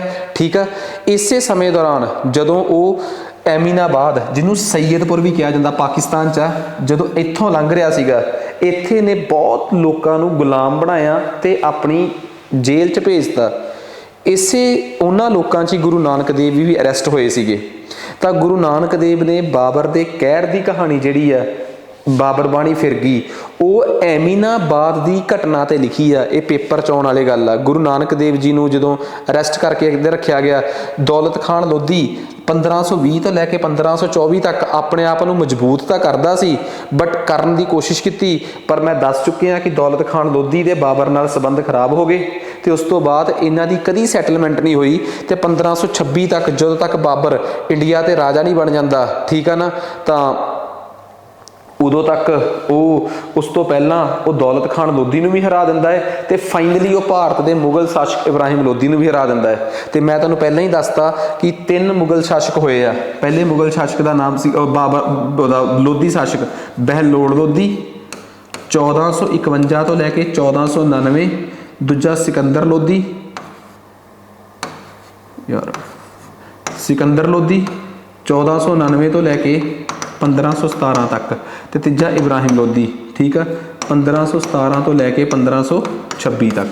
ਸੋ ਇਹ 3 ਸ਼ਾਸਕ ਹੋਏ ਆ, ਤੇ 1526 ਚ ਇਬਰਾਹਿਮ ਲੋਧੀ ਨੂੰ ਹਰਾ ਕੇ ਬਾਬਰ ਕੰਪਲੀਟ ਤੌਰ ਤੇ ਇੰਡੀਆ ਦਾ ਸ਼ਾਸਕ ਬਣ ਜਾਂਦਾ ਹੈ। ਠੀਕ ਆ, ਸੋ ਇਹ ਤਾਂ ਹੋ ਗਈ ਗੁਰੂ ਨਾਨਕ ਦੇਵ ਦੇ ਸਮੇਂ ਜਿਹੜੇ ਉਸ ਟਾਈਮ ਦੇ ਸਮਕਾਲੀ ਰਾਜੇ ਸੀ ਉਹ ਕੀ ਸੀਗੇ। ਗੁਰੂ ਨਾਨਕ ਦੇਵ ਦੇ ਸਮੇਂ ਪੰਜਾਬ ਦੀ ਜਿਹੜੀ ਆਬਾਦੀ ਸੀਗੀ ਜਾਂ ਪੰਜਾਬ ਦੇ ਜਿਹੜੇ ਲੋਕ ਸੀ, ਬਹੁਤੇ ਲੋਕ ਹਿੰਦੂ ਸੀ, ਬਟ ਬਹੁਤ ਮੁਸਲਮਾਨ ਵੀ ਸੀ, ਪਰ ਜ਼ਿਆਦਾ ਹਿੰਦੂ ਸੀ। ਹਿੰਦੂਆਂ ਦੀ ਹਾਲਤ ਤਾਂ ਇਹ ਸੀ ਕਿ ਹਰ ਧਰਮ, ਹਰ ਜਾਤ ਦੇ ਲੋਕ ਜਿਹੜੇ ਸੀਗੇ, ਹਰ ਕਾਸਟ ਦੇ ਲੋਕ ਦੁਖੀ ਸੀ। ਬ੍ਰਾਹਮਣ ਨੂੰ ਥੋੜਾ ਜਿਹਾ ਸਟੇਟਸ ਹਾਸਲ ਸੀਗਾ ਤੇ ਉਹਨਾਂ ਦੀ ਗੱਲਬਾਤ ਸੀਗੀ, ਬਟ ਜਿਹੜੀਆਂ ਆਮ ਕਾਸਟਾਂ ਸੀ ਉਹਨਾਂ ਦਾ ਹਾਲ ਬਹੁਤ ਬੁਰਾ ਸੀ। ਮੁਸਲਮਾਨਾਂ 'ਚ ਜ਼ਿਆਦਾਤਰ ਜਿਹੜੀਆਂ ਔਰਤਾਂ ਸੀ ਉਹਨਾਂ ਦੀ ਹਾਲਤ ਪਤਲੀ ਸੀ, ਬੰਦਿਆਂ ਦਾ ਸਟੇਟਸ ਵਧੀਆ ਸੀ, ਮੇਲ ਡੋਮੀਨੇਟਿੰਗ ਸੁਸਾਇਟੀ ਸੀ। ਠੀਕ ਆ, ਪੁਰਸ਼ ਪ੍ਰਧਾਨ ਰਾਜ ਸੀ, ਪਿੱਤਰ ਸੱਤਾ ਸੀ, ਔਰਤਾਂ ਦੀ ਸਥਿਤੀ ਕਾਫੀ ਖਰਾਬ ਸੀ। ਪਰ ਜੇ ਹਿੰਦੂਆਂ 'ਚ ਗੱਲ ਕਰੀਏ ਤਾਂ ਇੱਕ ਬ੍ਰਾਹਮਣ ਨੂੰ ਛੱਡ ਦਈਏ, ਬਾਕੀ ਸਾਰੀਆਂ ਕਾਸਟਾਂ 'ਚ, ਬਾਕੀ ਸਾਰੀਆਂ ਜਾਤਾਂ 'ਚ ਮਰਦ ਹੋਵੇ ਚਾਹੇ ਔਰਤ ਹੋਵੇ, ਹਰ ਕੋਈ ਪਰੇਸ਼ਾਨ ਸੀ। ਠੀਕ ਆ, ਸੋ ਇਹ ਉਸ ਸਮੇਂ ਦੀ ਸਮਕਾਲੀ ਸਥਿਤੀ ਆ ਲੋਕਾਂ ਦੀ। ਇਸੇ ਸਮੇਂ ਦੌਰਾਨ ਜਦੋਂ ਗੁਰੂ ਨਾਨਕ ਦੇਵ ਜੀ ਦੇ ਜਨਮ ਦੀ ਗੱਲ ਕਰੀਏ ਆਪਾਂ, ਤਾਂ ਗੁਰੂ ਨਾਨਕ ਦੇਵ ਜੀ ਦਾ ਜਨਮ ਜਿਹੜਾ ਸੀਗਾ ਉਹ ਕੱਤਕ ਦੀ ਪੂਰਨਮਾਸ਼ੀ ਵਾਲੇ ਦਿਨ ਦਾਵਾ ਕੀਤਾ ਜਾਂਦਾ ਹੈ। ਫਿਰ ਇੱਕ ਤਰੀਕ ਜਿਹੜੀ ਆ ਉਹ ਇਹ ਵੀ ਦੱਸਦੀ ਆ ਕਿ ਉਹਨਾਂ ਦਾ ਜਨਮ 13 ਅਪ੍ਰੈਲ 1469 ਨੂੰ ਹੋਇਆ। ਜਗ੍ਹਾ ਨੂੰ ਲੈ ਕੇ ਤਾਂ ਕੋਈ ਡਾਊਟ ਨਹੀਂ, ਪਰ ਤਰੀਕਾਂ ਨੂੰ ਲੈ ਕੇ ਤਾਂ ਜਿੰਨੇ ਗ੍ਰੰਥ ਤੇ ਜਿੰਨੇ ਸੋਰਸਿਸ ਨੇ ਉਹ ਹਰ ਕੋਈ ਆਪਣੇ ਤਰੀਕੇ ਨਾਲ ਦਾਵਾ ਕਰਦਾ ਹੈ। ਠੀਕ ਆ, ਸੋ ਹੁਣ ਓਬਵੀਅਸ ਜੀ ਗੱਲ ਆ ਕਿ ਕਈ ਜਿਹੜੀਆਂ ਉਹ ਸਾਖੀਆਂ ਨੇ, ਓਬਵੀਅਸ ਜੀ ਗੱਲ ਆ, ਇੱਕ ਮਿਹਰਬਾਨ ਵਾਲੀ ਸਾਖੀ ਆ। ਮਿਹਰਬਾਨ ਜਿਹੜੇ ਸੀਗੇ ਜਿਨ੍ਹਾਂ ਨੇ ਅੱਗੇ ਜਾ ਕੇ ਪ੍ਰਿਥਵੀ ਚੰਦ ਦੇ ਬੇਟਾ ਜੀ ਜਿਹੜੇ ਸੀਗੇ, ਉਹ ਅੱਗੇ ਜਾ ਕੇ ਆਪਾਂ ਪੜਾਂਗੇ। ਪ੍ਰਿਥਵੀ ਚੰਦ ਕੌਣ ਸੀ ਸਿੱਖ ਧਰਮ 'ਚ? ਉਹਨਾਂ ਦੇ ਬੇਟੇ ਮਿਹਰਬਾਨ ਜੀ, ਜਿਨ੍ਹਾਂ ਨੇ ਇੱਕ ਵੱਖਰਾ ਪੰਥ ਚਲਾਇਆ ਸੀ, ਮੀਣਾ ਪੰਥ। ਠੀਕ ਆ, ਉਹਨਾਂ ਦੇ ਸੋਰਸਿਸ ਦੇ ਹਿਸਾਬ ਨਾਲ ਤਰੀਕ ਕੋਈ ਹੋਰ ਬਣੀ ਜਾਂਦੀ ਆ। ਠੀਕ ਆ, ਤੇ ਜੇ ਅਸੀਂ ਗੱਲ ਕਰੀਏ ਭਾਈ ਬਾਲੇ ਵਾਲੀ ਸਾਖੀ, ਜਿਹੜੀ ਕਿ ਗੁਰੂ ਅੰਗਦ ਦੇਵ ਨੇ ਕੋਲ ਬੈਠ ਕੇ ਲਿਖਵਾਈ ਹੈ ਤੇ ਉਸ ਤੋਂ ਬਾਅਦ ਉਹਨੂੰ ਡੀਕੋਡ ਕਰਕੇ ਲਿਖਿਆ ਗਿਆ ਹੈ। ਠੀਕ ਆ, ਉਹਦੇ ਹਿਸਾਬ ਨਾਲ ਤਰੀਕ ਜਿਹੜੀ ਆ ਉਹ ਕਿਤੇ ਹੋਰ ਦਾਵਾ ਕੀਤਾ ਜਾਂਦਾ ਹੈ। ਠੀਕ ਆ, ਸੋ ਕੁੱਲ ਮਿਲਾ ਕੇ ਉਹਨਾਂ ਦਾ ਜਨਮ ਰਾਏ ਭੋਏ ਦੀ ਤਲਵੰਡੀ, ਜਿੱਥੇ ਕਿ ਨਨਕਾਣਾ ਸਾਹਿਬ ਗੁਰਦੁਆਰਾ ਹੈ, ਉੱਥੇ ਹੋਇਆ ਸੀਗਾ। ਪਿਤਾ ਪਟਵਾਰੀ ਸੀ। ਠੀਕ ਆ, ਤੇ ਜਿਹੜੇ ਕਿ ਰਾਏ ਬੁਲਾਰ ਜਿਹੜਾ ਉੱਥੋਂ ਦਾ ਜਗੀਰਦਾਰ ਸੀ। ਜਦੋਂ ਆਪਾਂ ਗੁਰੂ ਨਾਨਕ ਦੇਵ ਨਾਲ ਸੰਬੰਧਿਤ ਸਾਖੀਆਂ ਸੁਣਦੇ ਹਾਂ ਜਾਂ ਪੜ੍ਹਦੇ ਹਾਂ, ਉੱਥੇ ਰਾਏ ਬੁਲਾਰ ਦਾ ਜ਼ਿਕਰ ਵੀ ਆਉਂਦਾ ਹੈ ਕਿ ਰਾਏ ਬੁਲਾਰ ਜਿਹੜਾ ਸੀਗਾ, ਜਦੋਂ ਗੁਰੂ ਨਾਨਕ ਦੇਵ ਜੀ ਮਤਲਬ ਮੱਝਾਂ ਚਰਾਉਣ ਗਏ ਸੀਗੇ ਤਾਂ ਉਦੋਂ ਉਹ ਸਾਰਾ ਕੁਝ ਖਾ ਜਾਂਦੀਆਂ ਤੇ ਫਿਰ ਸਾਰਾ ਹਿਸਾਬ ਉਹ ਸਾਰਾ ਬਾਅਦ ਵਿੱਚ ਖੇਤ ਜਿਹੜਾ ਉੱਜੜ ਜਾਂਦਾ ਹੈ ਤੇ ਉਹ ਸਹੀ ਮਿਲਦਾ ਹੈ। ਤਾਂ ਜਦੋਂ ਅਸੀਂ ਉਹ ਸਾਖੀਆਂ ਪੜ੍ਹਦੇ ਹਾਂ, ਠੀਕ ਆ, ਤਾਂ ਉੱਥੇ ਭਾਈ ਰਾਏ ਬੁਲਾਰ ਦਾ ਜ਼ਿਕਰ ਵੀ ਆਉਂਦਾ ਹੈ ਉਹ ਸਾਖੀਆਂ, ਜਦੋਂ ਅਸੀਂ ਛੋਟੇ ਹੁੰਦੇ ਦਾਦੀ ਨਾਨੀ ਤੋਂ ਜਿਹੜੀਆਂ ਸਾਖੀਆਂ ਸੁਣੀਆਂ ਵੀ ਆ। ਫਿਲਹਾਲ ਸਾਡੇ ਪੇਪਰ ਦੇ ਹਿਸਾਬ ਨਾਲ ਉਹ ਜ਼ਿਆਦੀਆਂ ਰੈਲੀਵੈਂਟ ਨਹੀਂ ਗਈਆਂ, ਇਸ ਕਰਕੇ ਇੱਥੇ ਉਹਨਾਂ ਨੂੰ ਡਿਸਕਸ਼ਨ ਕਰਨੀ ਬਣਦੀ ਨਹੀਂ। ਗੁਰੂ ਨਾਨਕ ਦੇਵ ਦੇ ਪਿਤਾ ਜੀ ਜਿਹੜੇ ਮਹਿਤਾ ਕਾਲੂ ਪਟਵਾਰੀ ਸੀ। ਠੀਕ ਆ, ਨੌਕਰੀ ਤੇ ਸੀਗੇ, ਵਧੀਆ ਕੰਮ ਸੀ, ਬੇਟੇ ਨੂੰ ਵੀ ਉਹੀ ਪੜ੍ਹਾਉਣਾ ਚਾਹੁੰਦੇ ਸੀਗੇ। ਠੀਕ ਆ, ਸੋ ਜੇ ਗੁਰੂ ਨਾਨਕ ਦੇਵ ਦੇ ਬਚਪਨ ਦੀ ਗੱਲ ਕਰੀਏ ਤਾਂ ਇੰਪੋਰਟੈਂਟ ਗੱਲ ਸਿਰਫ ਇਹ ਆ ਕਿ ਗੁਰੂ ਨਾਨਕ ਦੇਵ ਨੇ ਪੰਡਿਤ ਗੋਪਾਲ, ਮੋਸਟ ਇੰਪੋਰਟੈਂਟ, ਪੰਡਿਤ ਗੋਪਾਲ ਤੋਂ ਗੁਰੂ ਨਾਨਕ ਦੇਵ ਨੇ ਦੇਵਨਾਗਰੀ ਤੇ ਹਿਸਾਬ ਦੀ ਸਿੱਖਿਆ ਹਾਸਲ ਕੀਤੀ। ਪੰਡਿਤ ਬ੍ਰਿਜ ਲਾਲ ਤੋਂ ਗੁਰੂ ਨਾਨਕ ਦੇਵ ਨੇ ਸੰਸਕ੍ਰਿਤ ਸਿੱਖੀ ਹੈ। ਠੀਕ ਆ, ਉਸ ਤੋਂ ਬਾਅਦ ਨੈਕਸਟ ਗੁਰੂ ਨਾਨਕ ਨੇ ਮੌਲਵੀ ਕੁਤਬੁਦੀਨ ਤੋਂ ਫਾਰਸੀ ਭਾਸ਼ਾ ਸਿੱਖੀ ਹੈ। ਠੀਕ ਹੈ ਜੀ, ਫਾਰਸੀ ਸਿੱਖਣ ਵਾਸਤੇ ਗੁਰੂ ਨਾਨਕ ਨੂੰ ਮੌਲਵੀ ਕੁਤਬੁਦੀਨ ਕੋਲ ਭੇਜਿਆ ਗਿਆ। ਠੀਕ ਆ, ਗੁਰੂ ਨਾਨਕ ਦੇਵ ਨੂੰ ਹਿਸਾਬ ਦੀ ਸਿੱਖਿਆ ਵਾਸਤੇ ਤੇ ਦੇਵਨਾਗਰੀ ਵਾਸਤੇ ਗੁਰੂ ਨਾਨਕ ਨੂੰ ਪੰਡਿਤ ਗੋਪਾਲ ਕੋ ਭੇਜਿਆ ਗਿਆ ਤੇ ਪੰਡਿਤ ਬ੍ਰਿਜ ਲਾਲ ਕੋ ਗੁਰੂ ਨਾਨਕ ਦੇਵ ਨੂੰ ਸੰਸਕ੍ਰਿਤ ਪੜ੍ਹਨ ਵਾਸਤੇ। ਇਹ ਉਹ ਛੋਟੀਆਂ ਗੱਲਾਂ ਜਿਹੜੀਆਂ ਕਿ ਸਾਨੂੰ ਪਤਾ ਹੋਣੀਆਂ ਚਾਹੀਦੀਆਂ। ਬਿਲਕੁਲ ਸੋਰਸ ਜਿਹੜਾ ਇਸ ਜੋ ਮੈਂ ਤੁਹਾਨੂੰ ਪੜ੍ਹਾ ਰਿਹਾ, ਪੰਜਾਬ ਸਕੂਲ ਐਜੂਕੇਸ਼ਨ ਬੋਰਡ ਦੀ 10ਵੀਂ ਦੀ ਕਿਤਾਬ ਆ। ਠੀਕ ਆ, ਸੋ ਆਪਾਂ ਇੱਕ ਇਹੋ ਜਿਹੇ ਰੈਫਰੈਂਸ ਤੋਂ ਪੜ੍ਹ ਰਹੇ ਹਾਂ ਜਿੱਥੇ ਕੱਲ੍ਹ ਨੂੰ ਕੋਈ ਇਹ ਨਹੀਂ ਕਹਿ ਸਕਦਾ ਕਿ ਇੱਥੇ ਲਿਖੀ ਹੋਈ ਜਾਣਕਾਰੀ ਗਲਤ ਆ, ਕਿਉਂਕਿ ਅਸੀਂ ਆਪਣੇ ਸੋਰਸਿਸ ਨੂੰ ਨਹੀਂ, ਇੱਕ ਸਰਕਾਰੀ ਕਿਤਾਬ ਨੂੰ ਆਧਾਰ ਮੰਨ ਕੇ, ਠੀਕ ਆ, ਉਹਦੇ 'ਚ ਜੋ ਵੀ ਕੁਛ ਐਵੇਂ ਐਡ ਕੀਤਾ ਜਾ ਸਕਦਾ ਸੀਗਾ ਜਿਹਦੇ ਨਾਲ ਕਿ ਆਪਾਂ ਕਹਿ ਦਈਏ ਕਿ ਉਹ ਨੋਟਸ ਇੰਟਰਸਟਿੰਗ ਹੋ ਜਾਣ, ਉਹ ਜ਼ਰੂਰ ਕੀਤਾ ਹੈ, ਪਰ ਫੈਕਟ ਨੂੰ ਬਦਲਣ ਦੀ ਕੋਸ਼ਿਸ਼ ਨਹੀਂ ਕੀਤੀ ਬਿਲਕੁਲ ਵੀ ਕਿਸੇ ਵੀ ਤਰੀਕੇ। ਨੈਕਸਟ ਜੇ ਅਸੀਂ ਗੱਲ ਕਰੀਏ ਸੱਚੇ ਸੌਦੇ ਦਾ ਸਿਧਾਂਤ, ਦੇਖੋ ਗੱਲ ਕਲੀਅਰ ਆ। ਜਦੋਂ ਕੋਈ ਕਹੇ ਕਿ ਪੰਜਾਬ ਸਿੱਖ ਧਰਮ 'ਚ ਲੰਗਰ ਦਾ ਕਨਸੈਪਟ ਤਾਂ ਗੁਰੂ ਨਾਨਕ ਦੇਵ ਤੋਂ ਆਇਆ, ਪਰ ਲੰਗਰ ਦਾ ਜਿਹੜਾ ਇੰਸਟੀਟਿਊਸ਼ਨ ਆ ਉਹ ਗੁਰੂ ਅੰਗਦ ਦੇਵ ਲੈ ਕੇ ਆਏ। ਕਨਸੈਪਟ ਹੁੰਦਾ ਆਈਡੀਆ ਤੇ ਇੰਸਟੀਟਿਊਸ਼ਨ ਹੁੰਦਾ ਉਹਨੂੰ ਬਕਾਇਦਾ ਗੁਰਦੁਆਰਿਆਂ 'ਚ ਚਲਵਾ ਦੇਣਾ, ਉਹ ਗੁਰੂ ਅੰਗਦ ਦੇਵ ਕਰਦੇ ਆ। ਦੋ ਗੱਲਾਂ 'ਚ ਬੜਾ ਫਰਕ ਆ ਤੇ ਪੇਪਰਾਂ 'ਚ ਦੋਵੇਂ ਗੱਲਾਂ ਜਿਹੜੀਆਂ ਨੇ ਉਹ ਅਕਸਰ ਪੁੱਛੀਆਂ ਜਾਂਦੀਆਂ। ਠੀਕ ਆ, ਸੋ ਨੈਕਸਟ ਹੁਣ ਦੇਖੋ, ਜੇ ਸੱਚੇ ਸੌਦੇ ਦਾ ਕਨਸੈਪਟ ਦੇਖੀਏ ਤਾਂ ਗੁਰੂ ਨਾਨਕ ਦੇਵ ਜਿਹੜੇ ਸੀਗੇ ਉਹ ਭੁੱਖੇ ਸਾਧੂਆਂ ਨੂੰ ਲੰਗਰ ਛਕਾ ਕੇ ਆਏ ਸੀ। ਜਦੋਂ ਉਹਨਾਂ ਦੇ ਪਿਤਾ ਜੀ ਨੇ ਉਹਨਾਂ ਨੂੰ 20 ਦਾ ਨੋਟ ਦੇ ਕੇ, ਹੁਣ 20 ਉਦੋਂ ਰੁਪਈਏ ਸੀ, ਟੰਕੇ ਸੀ ਕਿ ਜਿੱਤਲ ਸੀ, ਕੀ ਸੀਗਾ ਹੁਣ ਮੈਨੂੰ ਨਹੀਂ ਪਤਾ ਕਿ ਉਹਨਾਂ ਨੇ 20 ਕੀ ਦੇ ਕੇ ਭੇਜਿਆ ਗੁਰੂ ਨਾਨਕ ਦੇਵ ਨੂੰ। ਠੀਕ ਆ, ਅਸੀਂ ਕਹਿ ਦਿੰਦੇ ਆ ਕਿ 20 ਰੁਪਏ ਦੇ ਕੇ ਭੇਜਿਆ, ਪਰ ਇੱਕ ਸਿੰਪਲ ਜੀ ਗੱਲ ਆ, ਅਸੀਂ ਕਿਸੇ ਚੀਜ਼ ਨੂੰ ਐਵੇਂ ਕਿਵੇਂ ਮੰਨ ਸਕਦੇ ਹਾਂ ਕਿ ਉਹ ਰੁਪਏ ਸੀਗੇ। ਤਾਂ ਹੁਣ ਗੁਰੂ ਨਾਨਕ ਦੇਵ ਨੂੰ 20 ਕੀ ਦੇ ਕੇ ਭੇਜਿਆ ਉਹ ਤਾਂ ਨਹੀਂ ਪਤਾ, ਬਟ ਉਹਨਾਂ ਨੇ ਉਹ 20 ਦਾ ਲੰਗਰ ਜਿਹੜਾ ਸੀਗਾ ਉਹ ਕਿਸੇ ਭੁੱਖੇ ਸਾਧੂਆਂ ਨੂੰ ਖਵਾਤਾ, ਜਦ ਕਿ ਉਹਨਾਂ ਦੇ ਪਿਤਾ ਨੇ ਇਹ ਕਹਿ ਕੇ ਭੇਜਿਆ ਸੀ ਕਿ ਕੋਈ ਚੰਗਾ ਬਿਜ਼ਨਸ ਕਰਕੇ ਆਈ। ਉਹਨਾਂ ਨੇ ਚੰਗੇ ਬਿਜ਼ਨਸ ਤੋਂ ਸੱਚੇ ਸੌਦੇ ਦਾ ਮਤਲਬ ਲੱਭ ਲਿਆ। ਠੀਕ ਆ, ਤਾਂ ਉਹਨਾਂ ਨੇ ਆਪਣੇ ਇਹ 20 ਰੁਪਏ ਜਿਹੜੇ ਸੀਗੇ ਉਹ ਓਬਵੀਅਸ ਜੀ ਗੱਲ ਆ ਇਨਵੈਸਟ ਕਰਨੇ ਸੀਗੇ। ਤਾਂ ਉਹਨਾਂ ਦੇ ਨਾਲ ਭਾਈ ਬਾਲਾ ਜੀ ਨੂੰ ਭੇਜਿਆ ਗਿਆ ਤੇ ਭੁੱਖੇ ਸਾਧਾਂ ਨੂੰ ਉਹ ਲੰਗਰ ਛਕਾਏ। ਇਹ ਤੋਂ ਪਿਤਾ ਜੀ ਕਾਫੀ ਨਾਰਾਜ਼ ਵੀ ਹੋਏ ਤੇ ਕਿਹਾ ਵੀ ਜਾਂਦਾ ਹੈ ਕਿ ਉਹਨਾਂ ਤੇ ਹੱਥ ਵੀ ਚੱਕਿਆ ਸੀਗਾ। ਤਾਂ ਇਸ ਚੀਜ਼ ਤੋਂ ਸਾਰੀਆਂ ਚੀਜ਼ਾਂ ਚੋਂ ਜਦੋਂ ਸਾਰਾ ਕੁਝ ਘਰ 'ਚ ਮਾਹੌਲ ਠੀਕ ਨਹੀਂ ਸੀਗਾ, ਠੀਕ ਆ, ਪਿਤਾ ਨੂੰ ਲੱਗਿਆ ਕਿ ਸ਼ਾਇਦ ਇਸ ਚੀਜ਼ ਦਾ ਇਲਾਜ ਇਹਨਾਂ ਦਾ ਵਿਆਹ ਇਸ ਚੀਜ਼ ਦਾ ਇੱਕ ਸੋਲਿਊਸ਼ਨ ਹੋ ਸਕਦਾ ਹੈ। ਤਾਂ ਉਹਨਾਂ ਦੇ ਪਿਤਾ ਜੀ ਜਦੋਂ ਫੈਸਲਾ ਕਰਦੇ ਉਹਨਾਂ ਦੇ ਵਿਆਹ ਦਾ, ਤਾਂ 14 ਸਾਲ ਦੀ ਉਮਰ 'ਚ ਉਹਨਾਂ ਨੂੰ ਮੰਗ ਦਿੱਤਾ ਜਾਂਦਾ ਹੈ ਬੀਬੀ ਸੁਲੱਖਣੀ, ਜਿਹੜੇ ਕਿ ਬਟਾਲੇ ਦੇ ਰਹਿਣ ਵਾਲੇ ਸੀਗੇ। ਠੀਕ ठीक है। तो बटाले का जिक्र गुरु नानक देव जी ਦੀਆਂ ਸਾਖੀਆਂ 'ਚ ਉਦੋਂ ਆਉਂਦਾ ਹੈ ਜਦੋਂ ਇਹ ਕਿਹਾ ਜਾਂਦਾ ਹੈ ਕਿ ਗੁਰੂ ਨਾਨਕ ਦੇਵ ਦੀ ਮੈਰਿਜ ਦੇ ਵੇਲੇ ਉਹਨਾਂ ਦੀਆਂ ਸਾਲੀਆਂ ਨੇ ਉਹਨਾਂ ਨਾਲ ਮਜ਼ਾਕ ਕਰਨ ਵਾਸਤੇ ਉਹਨਾਂ ਨੂੰ ਕੱਚੀ ਕੰਧ ਦੇ ਇੱਕ ਪਾਸੇ ਬਿਠਾ ਕੇ ਪਿਛਲੇ ਪਾਸਿਓਂ ਧੱਕਾ ਦੇਣ ਦੀ ਕੋਸ਼ਿਸ਼ ਕੀਤੀ ਕੰਧ ਨੂੰ कि जीजा जी नाल मजाक करते हैं। तो किसी ने गुरु नानक देव नूं दस्सिया कि बई ये कंध जिहड़ी आ इहनूं ढाउण वास्ते ढा के तुहाडे नाल मजाक किया जाऊगा। तो गुरु नानक देव ने हासे जी कहता कि चलो ला लैंदो जोर, ये कंध नहीं हुण कदी ढहिंदी। तो वह 15वीं सदी की वो कंध नूं अज भी असीं उत्थे बटाले गुरुद्वारा साहब च देख सकते हैं। ठीक है। सो ये साखी सी मैं तुहाडे नाल डिस्कस तां करती कि चलो याद रखण दा एक तरीका है। ठीक है। उन्हां दा मैरिज 15 साल की उम्र च बीबी सुलखणी नाल हुंदी है ते उन्हां दे 2 बेटे बाबा श्री चंद ते लक्ष्मी दास। इस नां ते बहुत फोकस करना है क्योंकि गुरु नानक देव दे इस बेटे बाबा श्री चंद हाईली इंटलैक्चुअल सी, बहुत वड्डे विद्वान सी ते शायद अपने आप नूं गुरु नानक दी गद्दी दा अगला वारस भी समझदे सी। वो अपने आप नूं गुरु नानक देव दी गद्दी दा अगला वारस भी समझदे सी। गुरु नानक ने जदों उन्हां नूं गद्दी देण तो डिनाई करता, इनकार करता, तो फिर उन्होंने जिहड़ा फैसला लिया एक वखरा धर्म चलाउण दा लिया ते इसे चों ही एक पंथ सिख धर्म दे विचों निकल के अड्ड हो गया जिन्हों असीं उदासी पंथ दे नाम नाल जाणदे हां। उदासी पंथ एक अजिहा पंथ आ जिहड़ा सिख धर्म दे विचों ही निकल के अड्ड बनिया है। खैर अपने मुद्दे ते वापस आ जाओ। गुरु नानक देव जी की मैरिज जिहड़ी सीगी ਉਹਦੇ ਤੋਂ ਬਾਅਦ भी गुरु नानक देव च ਉਹ बदलाव नहीं आए ਜਿਹੜੇ ਉਹਨਾਂ ਦੇ ਪੇਰੈਂਟਸ ਤੇ ਉਹਨਾਂ ਦਾ ਪਰਿਵਾਰ ਉਹਨਾਂ ਤੋਂ ਐਕਸਪੈਕਟ ਕਰ ਰਿਹਾ ਸੀ ਕਿ ਹੁਣ ਉਹ ਦੁਨਿਆਵੀ ਹੋ ਜਾਣਗੇ, ਦੁਨੀਆਦਾਰੀ ਨੂੰ ਸਮਝਣ ਲੱਗ ਪੈਣਗੇ। ਖੈਰ ਜਦੋਂ ਕੁਝ ਵੀ ਸੈਟਲ ਹੁੰਦਾ ਨਾ ਦਿਸਿਆ ਤਾਂ ਉਹਨਾਂ ਦੀ ਸਿਸਟਰ ਬੀਬੀ ਨਾਨਕੀ, ਭੈਣ ਨਾਨਕੀ, ਜਿਹੜੇ ਕਿ ਜਿਨ੍ਹਾਂ ਦੀ ਕਿ ਮੈਰਿਜ ਸੁਲਤਾਨਪੁਰ ਲੋਧੀ ਹੋਈ ਸੀ ਜਲੰਧਰ ਦੇ ਨੇੜੇ। ਠੀਕ ਆ। ਤੇ ਉਹਨਾਂ ਦੇ ਜੀਜਾ ਜੀ ਜੈ ਚੰਦ ਤੇ ਉਹਨਾਂ ਦੀ ਸਿਸਟਰ ਭੈਣ ਨਾਨਕੀ ਇਹ ਦੋਵੇਂ ਉੱਥੇ ਰਹਿ ਰਹੇ ਸੀਗੇ ਸੁਲਤਾਨਪੁਰ। ਤਾਂ ਇਹਨਾਂ ਨੇ ਫੈਸਲਾ ਕੀਤਾ ਕਿ ਕਿਉਂ ਨਾ ਗੁਰੂ ਨਾਨਕ ਦੇਵ ਨੂੰ ਆਪਣੇ ਕੋਲ ਮੂਵ ਕਰਾ ਲਿਆ ਜਾਵੇ। ਤਾਂ ਉਹ ਗੁਰੂ ਨਾਨਕ ਦੇਵ ਨੂੰ ਆਪਣੇ ਨਾਲ ਆਪਣੇ ਪਿੰਡ ਜਾਣੀ ਕਿ ਗੁਰੂ ਨਾਨਕ ਦੇਵ ਇਸ ਤੋਂ ਬਾਅਦ ਆਪਣੀ ਜ਼ਿੰਦਗੀ ਦਾ ਇੱਕ ਹਿੱਸਾ ਆਪਣੇ ਜੀਜਾ ਜੀ ਦੇ ਘਰ ਵੀ ਰਹਿੰਦੇ ਆ ਤੇ ਉਹਨਾਂ ਦੇ ਜੀਜਾ ਜੀ ਉਹਨਾਂ ਨੂੰ ਉੱਥੇ ਮੋਦੀ ਖਾਨਾ ਜਿਹੜਾ ਕਿ ਇੱਕ ਟ੍ਰੈਜਰੀ ਹਾਊਸ ਜਿਹਨੂੰ ਆਪਾਂ ਕਹਿ ਦਿੰਦੇ ਆ ਜਿੱਥੇ ਹਿਸਾਬ ਕਿਤਾਬ ਰੱਖਿਆ ਜਾਂਦਾ ਹੈ ਜਾਂ ਸਮਾਨ ਵੇਚਿਆ ਜਾਂਦਾ ਹੈ ਤਾਂ ਉੱਥੇ ਨੌਕਰੀ ਦਿਵਾ ਦਿੰਦੇ ਆ। ठीक है। तो हुण गुरु नानक देव ते उम्मीद सी कि उत्थे बैठ के सीरीयसली काम करनगे पर मन्निया ये जांदा कि गुरु नानक देव उत्थे भी सब नूं सौदा 13 कह के लुटा दिंदे आ। जदों उन्हां दे मालक तक इस गल की शिकायत पहुँचती है तो सारा हिसाब किताब लाया जाता तो सौदा पूरा हुंदा है। तो ये चीज़ लोगों की समझ च नहीं आती कि आखिर सब कुछ 13 नाम ते देन वाले गुरु नानक दे दा हिसाब एंड च पूरा सही किस तरीके नाल मिलिया।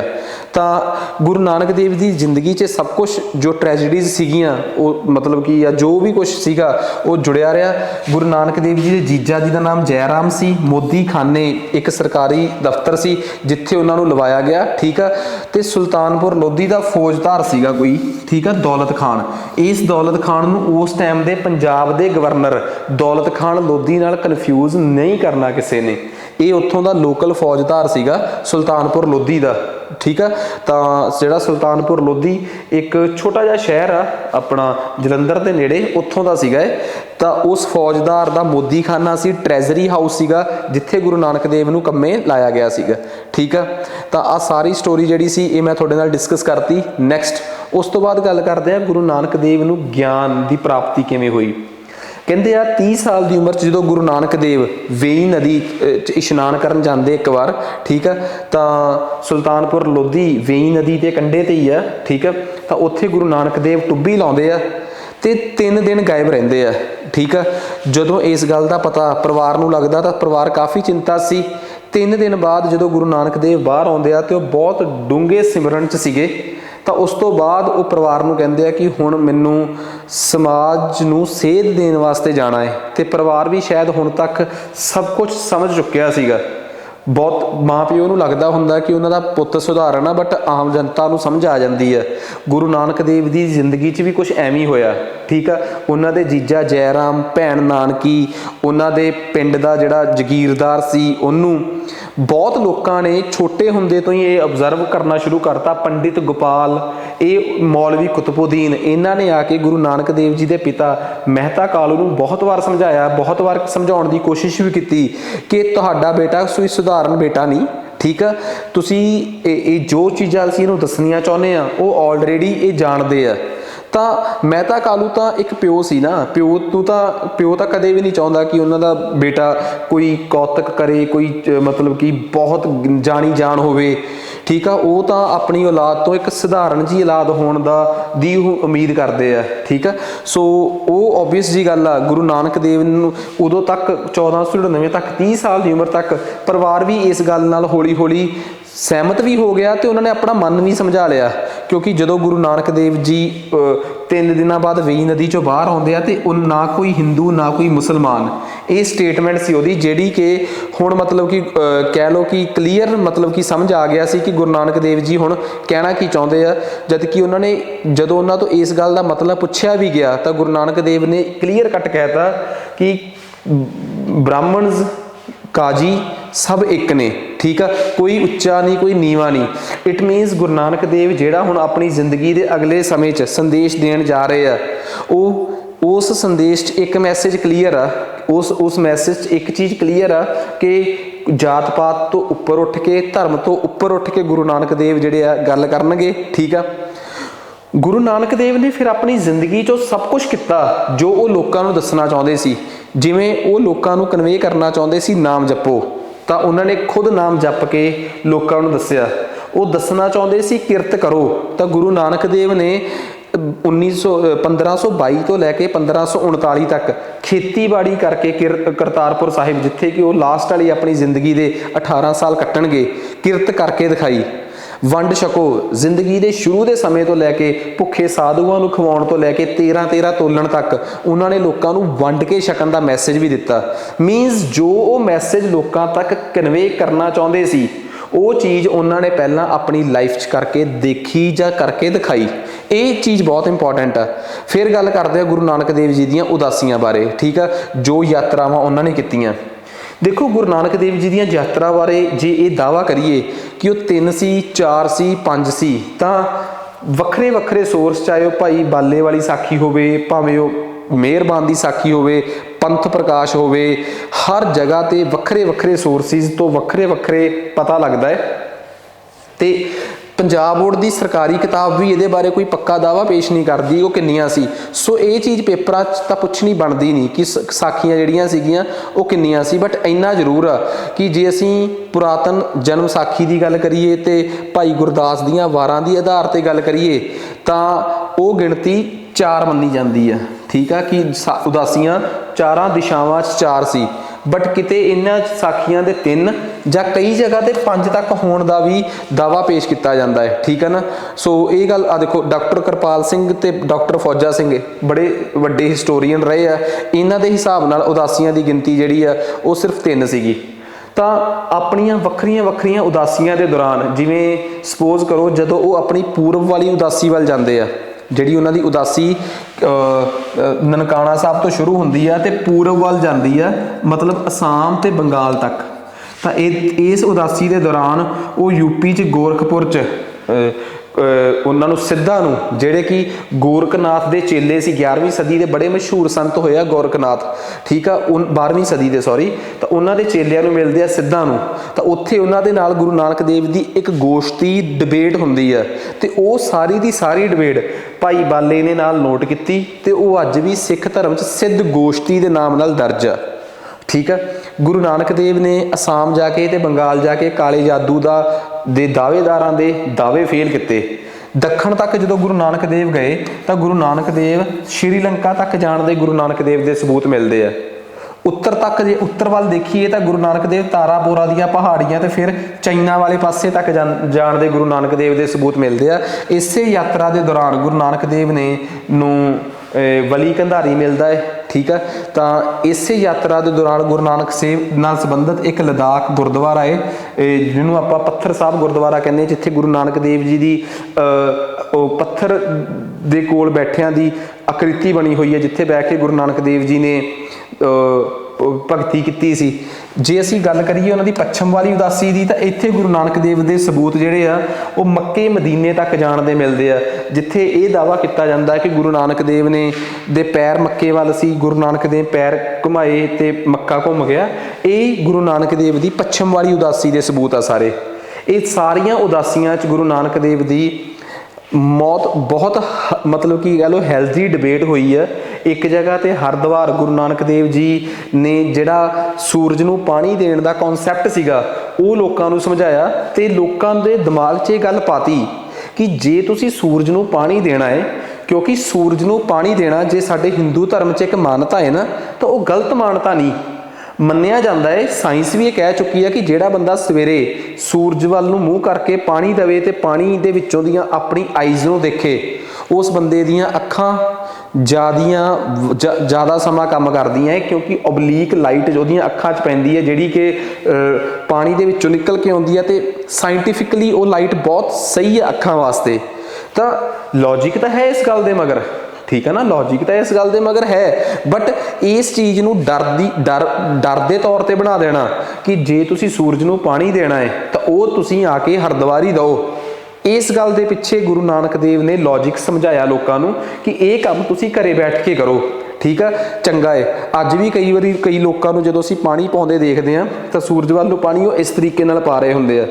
ਤਾਂ ਜਿਸ ਪਰਪਸ ਨਾਲ, ਦੇਖੋ ਕਿਸੇ ਦੀ ਸ਼ਰਧਾ ਤੇ ਕਿੰਤੂ ਪਰੰਤੂ ਨਹੀਂ ਕਰ ਸਕਦੇ ਅਸੀਂ ਬਿਲਕੁਲ, ਤੇ ਕਰਨਾ ਵੀ ਨਹੀਂ ਚਾਹੀਦਾ, ਬਟ ਹਾਂ ਇਹ ਵੀ ਗੱਲ ਜ਼ਰੂਰ ਆ ਕਿ ਜਿਸ ਮਕਸਦ ਨਾਲ ਉਹ ਚੀਜ਼ ਉਹਨਾਂ ਲੋਕਾਂ ਨੇ ਜਿਸ ਸਮੇਂ ਹਿੰਦੂ ਧਰਮ 'ਚ ਰਿਵਾਜ ਸੀਗਾ, ਜਿਸ ਮਕਸਦ ਨਾਲ ਇਹ ਚੀਜ਼ ਸ਼ੁਰੂ ਕੀਤੀ ਗਈ, ਉਹ ਮਕਸਦ ਵੀ ਪੂਰਾ ਹੋਣਾ ਚਾਹੀਦਾ। ਇਹ ਵੀ ਬਹੁਤ ਜ਼ਰੂਰੀ ਹੈ, ਠੀਕ ਆ। ਇਹ ਮਾਨਤਾਵਾਂ ਗਲਤ ਨਹੀਂ, ਠੀਕ ਆ। ਪਿੱਪਲ ਨੂੰ ਰੁੱਖ ਪਵਿੱਤਰ ਰੁੱਖ ਮੰਨ ਲੈਣਾ, ਤੁਹਾਨੂੰ ਨਹੀਂ ਲੱਗਦਾ ਕਿ ਇਹਦੇ ਪਿੱਛੇ ਜਿਹੜੇ ਹਿੰਦੂ ਰਿਸ਼ੀਆਂ ਮੁਨੀਆਂ ਨੇ ਇਹ ਗੱਲ ਕਹੀ ਹੋਊਗੀ, ਕਿੰਨਾ ਵਧੀਆ ਲੌਜਿਕ ਸੀ ਕਿ ਬਈ ਲੋਕ ਸਾਰੇ ਰੁੱਖਾਂ ਨੂੰ ਕੱਟਦੇ ਹੋਏ ਕਿਤੇ ਇਹਨੂੰ ਨਾ ਕੱਟ ਦੇਣ, ਇਹਨੇ ਤਾਂ ਰਾਤ ਨੂੰ ਵੀ ਆਕਸੀਜਨ ਦੇਣੀ ਹੈ। ਤਾਂ ਲੌਜਿਕਸ ਕਿਸੇ ਚੀਜ਼ ਦੇ ਮਗਰ ਮਾੜੇ ਨਹੀਂ ਸੀ, ਬਟ ਜਦੋਂ ਆਪਾਂ ਨੂੰ ਸਮਝ ਆ ਕਿ ਜਿਸ ਦੇਸ਼ 'ਚ ਧਰਮ ਬਹੁਤ ਉੱਪਰ ਆ ਸਾਡੇ ਵਾਸਤੇ, ਉੱਥੇ ਜੇ ਕਿਸੇ ਗੱਲ ਨੂੰ ਲੋਕਾਂ ਨੂੰ ਸਮਝਾਉਣਾ ਹੈ ਤੇ ਉਹ ਲੋਕ ਨਹੀਂ ਸਮਝ ਪਾ ਰਹੇ, ਜੇ ਕੋਈ ਗੱਲ ਲੋਕਾਂ ਨੂੰ ਸਮਝਾਉਣੀ ਆ ਤੇ ਲੋਕ ਉਹ ਗੱਲ ਨਹੀਂ ਸਮਝ ਪਾ ਰਹੇ, ਤਾਂ ਉਹਨੂੰ ਧਰਮ ਨਾਲ ਜੋੜ ਦਿਓ, ਲੋਕ ਆਪੇ ਹੀ ਸਮਝ ਜਾਣਗੇ। ਤਾਂ ਇਹ ਇੱਕ ਤਰੀਕਾ ਉਹਨਾਂ ਸਮਿਆਂ 'ਚ ਰਿਹਾ ਹੋਊਗਾ ਰਿਸ਼ੀਆਂ ਮੁਨੀਆਂ ਦਾ, ਤੇ ਚੰਗੀ ਗੱਲ ਵੀ ਸੀਗੀ, ਠੀਕ ਆ। ਤਾਂ ਗੁਰੂ ਨਾਨਕ ਦੇਵ ਜੀ ਨੇ 1521 'ਚ ਵਾਪਸ ਆ ਕੇ ਆਪਣੀ ਜ਼ਿੰਦਗੀ ਦੇ ਲਾਸਟ ਵਾਲੇ 18 ਸਾਲ ਕਰਤਾਰਪੁਰ ਸਾਹਿਬ, ਜਿਹੜਾ ਕਿ ਪਾਕਿਸਤਾਨ ਦੇ ਵਿੱਚ ਕਿਹੜੇ ਜ਼ਿਲ੍ਹੇ 'ਚ ਆ, ਨਾਰੋਵਾਲ ਜ਼ਿਲ੍ਹੇ 'ਚ ਆ, ਜਿਹੜਾ ਕਿ ਪੰਜਾਬ ਦੇ ਗੁਰਦਾਸਪੁਰ ਦੇ ਨਾਲ ਲੱਗਦਾ ਹੈ। ਤੇ ਬਿਲਕੁਲ ਅਸੀਂ ਇੱਕ ਕੋਰੀਡੋਰ ਬਣਾਇਆ ਹੋਇਆ ਜਿਹਨੂੰ ਅਸੀਂ ਕਰਤਾਰਪੁਰ ਕੋਰੀਡੋਰ ਕਹਿੰਦੇ ਆ। ਤਾਂ ਇੱਥੇ ਜਿਹੜਾ ਕਰਤਾਰਪੁਰ ਗੁਰਦੁਆਰਾ ਹੈ, ਇਹਦੇ ਦਰਸ਼ਨਾਂ ਵਾਸਤੇ ਸੰਗਤ ਜਾਂਦੀ ਹੈ, ਸ਼੍ਰੀ ਦਰਬਾਰ ਸਾਹਿਬ ਕਰਤਾਰਪੁਰ, ਠੀਕ ਆ। ਕਰਤਾਰਪੁਰ ਪਿੰਡ ਦਾ ਨਾਮ ਆ, ਦਰਬਾਰ ਸਾਹਿਬ ਗੁਰਦੁਆਰਾ ਸਾਹਿਬ ਦਾ ਨਾਮ ਆ, ਤੇ ਨਾਰੋਵਾਲ ਉਸ ਜ਼ਿਲ੍ਹੇ ਦਾ ਨਾਮ ਆ ਜਿਸ ਜ਼ਿਲ੍ਹੇ 'ਚ ਉਹ ਹੈਗਾ ਹੈ, ਠੀਕ ਆ। ਸੋ ਇਹ ਪੇਪਰਾਂ 'ਚ ਆ ਸਕਦਾ ਹੈ। ਤਾਂ ਗੁਰੂ ਨਾਨਕ ਦੇਵ ਜੀ ਦੇ ਲਾਸਟ 18 ਸਾਲ ਜਿਹੜੇ ਸੀਗੇ ਉਹ ਗੁਰੂ ਨਾਨਕ ਦੇਵ ਨੇ ਆਪਣੀ ਫੈਮਿਲੀ ਨਾਲ ਇੱਥੇ ਕੱਟੇ, ਠੀਕ ਆ। ਗੁਰੂ ਨਾਨਕ ਦੇਵ ਨੇ ਉੱਥੇ ਬੈਠ ਕੇ ਇੱਕ ਤਾਂ ਆਪਣੀ ਬਾਣੀ ਨੂੰ ਕੰਪਾਈਲ ਕੀਤਾ, ਵਾਰ ਮਹਾਲਰ, ਵਾਰ ਮਾਝਾ, ਵਾਰ ਆਸਾ, ਜਪਜੀ ਸਾਹਿਬ, ਓਂਕਾਰ, ਪੱਟੀ ਤੇ 12 ਮਾਹ, ਠੀਕ ਆ। ਇਸ ਤੋਂ ਪਹਿਲਾਂ ਵੀ ਗੁਰੂ ਨਾਨਕ ਦੇਵ ਸਿੱਧ ਗੋਸ਼ਟੀ, ਬਾਬਰ ਬਾਣੀ ਫਿਰਗੀ, ਇਹ ਚੀਜ਼ਾਂ ਗੁਰੂ ਨਾਨਕ ਦੇਵ ਜੀ ਦੀਆਂ ਸੀਗੀਆਂ, ਜਿਨ੍ਹਾਂ ਨੂੰ ਗੁਰੂ ਅੰਗਦ ਦੇਵ, ਜਿਹੜੇ ਕਿ ਅਗਲੇ ਗੁਰੂ ਹੋਣ ਵਾਲੇ ਆ, ਸੈਕਿੰਡ ਗੁਰੂ ਜਿਨ੍ਹਾਂ ਨੂੰ ਆਪਾਂ ਕਹਾਂਗੇ ਸੈਕਿੰਡ ਗੁਰੂ, ਇਹ ਸਾਰੀਆਂ ਚੀਜ਼ਾਂ ਭਾਈ ਬਾਲੇ ਤੋਂ ਕੰਪਾਈਲ ਕਰਵਾਉਣਗੇ, ਠੀਕ ਹੈ ਨਾ। ਕਿਉਂਕਿ ਭਾਈ ਬਾਲਾ ਗੁਰੂ ਨਾਨਕ ਦੇਵ ਦੇ ਨਾਲ ਸੀ, ਕਿਉਂਕਿ ਉਹਨਾਂ ਨੇ ਉਹ ਜਿਹੜੀਆਂ ਗੱਲਾਂ ਉਸ ਟਾਈਮ ਲਿਖੀਆਂ ਉਹ ਕਿਸੇ ਦੇ ਸਮਝ ਆਉਣ ਵਾਲੀਆਂ ਨਹੀਂ ਸੀਗੀਆਂ। ਭਾਈ ਬਾਲਾ ਜਿਹੜੇ ਸੀਗੇ ਉਹ ਗੁਰਮੁਖੀ ਲਿਪੀ ਤਾਂ ਜਾਣਦੇ ਹੀ ਨਹੀਂ ਸੀ, ਕਿਉਂਕਿ ਗੁਰਮੁਖੀ ਲਿਪੀ ਉਦੋਂ ਤੱਕ ਬਾਹਲੀ ਪ੍ਰਚਲਿਤ ਲਿਪੀ ਨਹੀਂ ਸੀ। ਗੁਰਮੁਖੀ ਲਿਪੀ ਨੂੰ ਪੂਰੇ ਪੰਜਾਬ 'ਚ ਮਸ਼ਹੂਰ ਕਰਨ ਦਾ ਕੰਮ ਦੂਜੇ ਗੁਰੂ ਕਰਨਗੇ, ਪਰ ਭਾਈ ਬਾਲੇ ਨੇ ਜਿਹੜੀ ਸਕ੍ਰਿਪਟ ਯੂਜ਼ ਕੀਤੀ ਇਸ ਬਾਣੀ ਨੂੰ ਲਿਖਣ ਵਾਸਤੇ, ਉਹ ਸੀਗੀ ਲੰਡੀ ਲਿਪੀ, ਠੀਕ ਆ। ਲੰਡੀ ਸਕ੍ਰਿਪਟ ਕਹਿੰਦੇ ਸੀ, ਜਿਹਦੇ 'ਚ ਇਕੱਲੇ ਅੱਖਰ ਨਹੀਂ ਸੀਗੇ, ਅੱਖਰਾਂ ਦੇ ਨਾਲ ਕੁਝ ਪਿਕਚਰਸ, ਕੁਝ ਫੋਟੋਆਂ ਵੀ ਸੀਗੀਆਂ। ਤਾਂ ਇਹ ਸਾਰਾ ਕੁਝ ਗੁਰੂ ਅੰਗਦ ਦੇਵ ਜਿਹੜੇ ਸੀਗੇ ਉਹ ਭਾਈ ਬਾਲੇ ਤੋਂ ਕੰਪਾਈਲ ਕਰਵਾਉਂਦੇ ਆ। ਸਾਰੀ ਬਾਣੀਆਂ ਗੁਰੂ ਨਾਨਕ ਦੇਵ ਜੀ ਨਾਲ ਸੰਬੰਧਿਤ ਨੇ, ਠੀਕ ਆ। ਤਾਂ ਗੁਰੂ ਨਾਨਕ ਦੇਵ ਜੀ ਨੇ ਸੰਗਤ ਦੇ ਪੰਗਤ ਦਾ ਕਨਸੈਪਟ ਜਿਹੜਾ ਸੀਗਾ ਉਹਨੂੰ ਸ਼ੁਰੂ ਕੀਤਾ, ਤੇ ਇਸ ਕਨਸੈਪਟ ਨੂੰ ਇੰਸਟੀਟਿਊਸ਼ਨਲਾਈਜ਼, ਇਹਨੂੰ ਇੱਕ ਕਹਿ ਲਓ ਕਿ ਇੰਸਟੀਟਿਊਸ਼ਨ ਦਾ ਦਰਜਾ ਠੀਕ ਆ। ਇਹਨੂੰ ਗੁਰਦੁਆਰਿਆਂ 'ਚ ਇੰਸਟਾਲ ਕਰਨ ਦਾ ਦਰਜਾ ਜਿਹੜਾ ਸੀਗਾ ਉਹ ਦੂਜੇ ਗੁਰੂ ਨੇ ਦਿੱਤਾ। ਦੂਜੇ ਗੁਰੂ ਦੀ ਵੀ ਵਾਈਫ ਮਾਤਾ ਖੀਵੀ ਜੀ ਜਿਹੜੇ ਆ ਉਹ ਲੰਗਰ ਪ੍ਰਥਾ ਨੂੰ ਪ੍ਰਚਲਿਤ ਕਰਨਗੇ ਗੁਰਦੁਆਰਿਆਂ 'ਚ। ਪਰ ਇਸ ਕੰਸੈਪਟ ਨੂੰ ਸ਼ੁਰੂ ਕਰਨ ਦਾ ਜਿਹੜਾ ਸ਼੍ਰੈ ਆ ਉਹ ਗੁਰੂ ਨਾਨਕ ਦੇਵ ਨੂੰ ਜਾਂਦਾ ਹੈ, ਠੀਕ ਆ।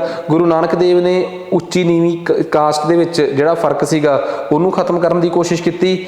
ਤੇ ਗੁਰੂ ਨਾਨਕ ਦੇਵ ਜੀ ਜਿਹੜੇ ਸੀਗੇ, ਜਿਹੜੇ ਟਾਈਮ ਉਹ ਸਾਰਾ ਕੁਝ ਕਰ ਰਹੇ ਸੀ, 18 ਸਾਲ ਉੱਥੇ ਰਹੇ, ਉੱਥੇ ਉਹਨਾਂ ਦੀ ਸੇਵਾ ਭਾਈ ਲਹਿਣਾ ਨਾਮ ਦੇ ਸ਼ਖਸ ਨੇ ਬਹੁਤ ਕੀਤੀ। ਭਾਈ ਲਹਿਣਾ ਜਿਨ੍ਹਾਂ 'ਚ ਕਿ ਬਹੁਤ ਹਲੀਮੀ ਸੀ, ਗੁਰੂ ਨਾਨਕ ਦੇਵ ਦੀ ਹਰ ਪੱਖੋਂ ਉਹਨਾਂ ਦੀ ਹਰ ਪ੍ਰੀਖਿਆ 'ਚੋਂ ਉਹ ਹਰ ਪ੍ਰੀਖਿਆ 'ਚੋਂ ਪਾਸ ਹੋਏ। ਤੇ ਗੁਰੂ ਨਾਨਕ ਦੇਵ ਜੀ ਦੇ ਮਨ ਬਣਾ ਲਿਆ ਕਿ ਇਹਨਾਂ ਨੂੰ ਮੈਂ ਆਪਣੇ ਸਕਸੈਸਰ ਦੇ ਤੌਰ ਤੇ ਅਗਲੀ ਗੱਦੀ ਸੌਂਪ ਕੇ ਜਾਣੀ ਆ। ਹੁਣ ਵਿਵਾਦ ਉਹਨਾਂ ਦੇ ਬੇਟੇ ਤੇ ਉਹਨਾਂ ਦੇ ਉਸ ਸਿੱਸ਼ਿਆ ਜਿਹਨੂੰ ਆਪਾਂ ਕਹਿ ਸਕਦੇ ਹਾਂ ਉਹਨਾਂ ਦੇ ਚੇਲੇ 'ਚ ਹੋਇਆ। ਉਹਨਾਂ ਦੇ ਅਗਲੇ ਜਿਹੜੇ ਸਕਸੈਸਰ ਬਣਨੇ ਸੀ ਉਹ ਭਾਈ ਲਹਿਣਾ ਜੀ ਨੇ ਬਣਨਾ ਸੀ। ਇਹ ਗੱਲ ਬਾਬਾ ਸ਼੍ਰੀ ਚੰਦ ਜੀ ਨੂੰ ਬਿਲਕੁਲ ਪਸੰਦ ਨਹੀਂ ਸੀ।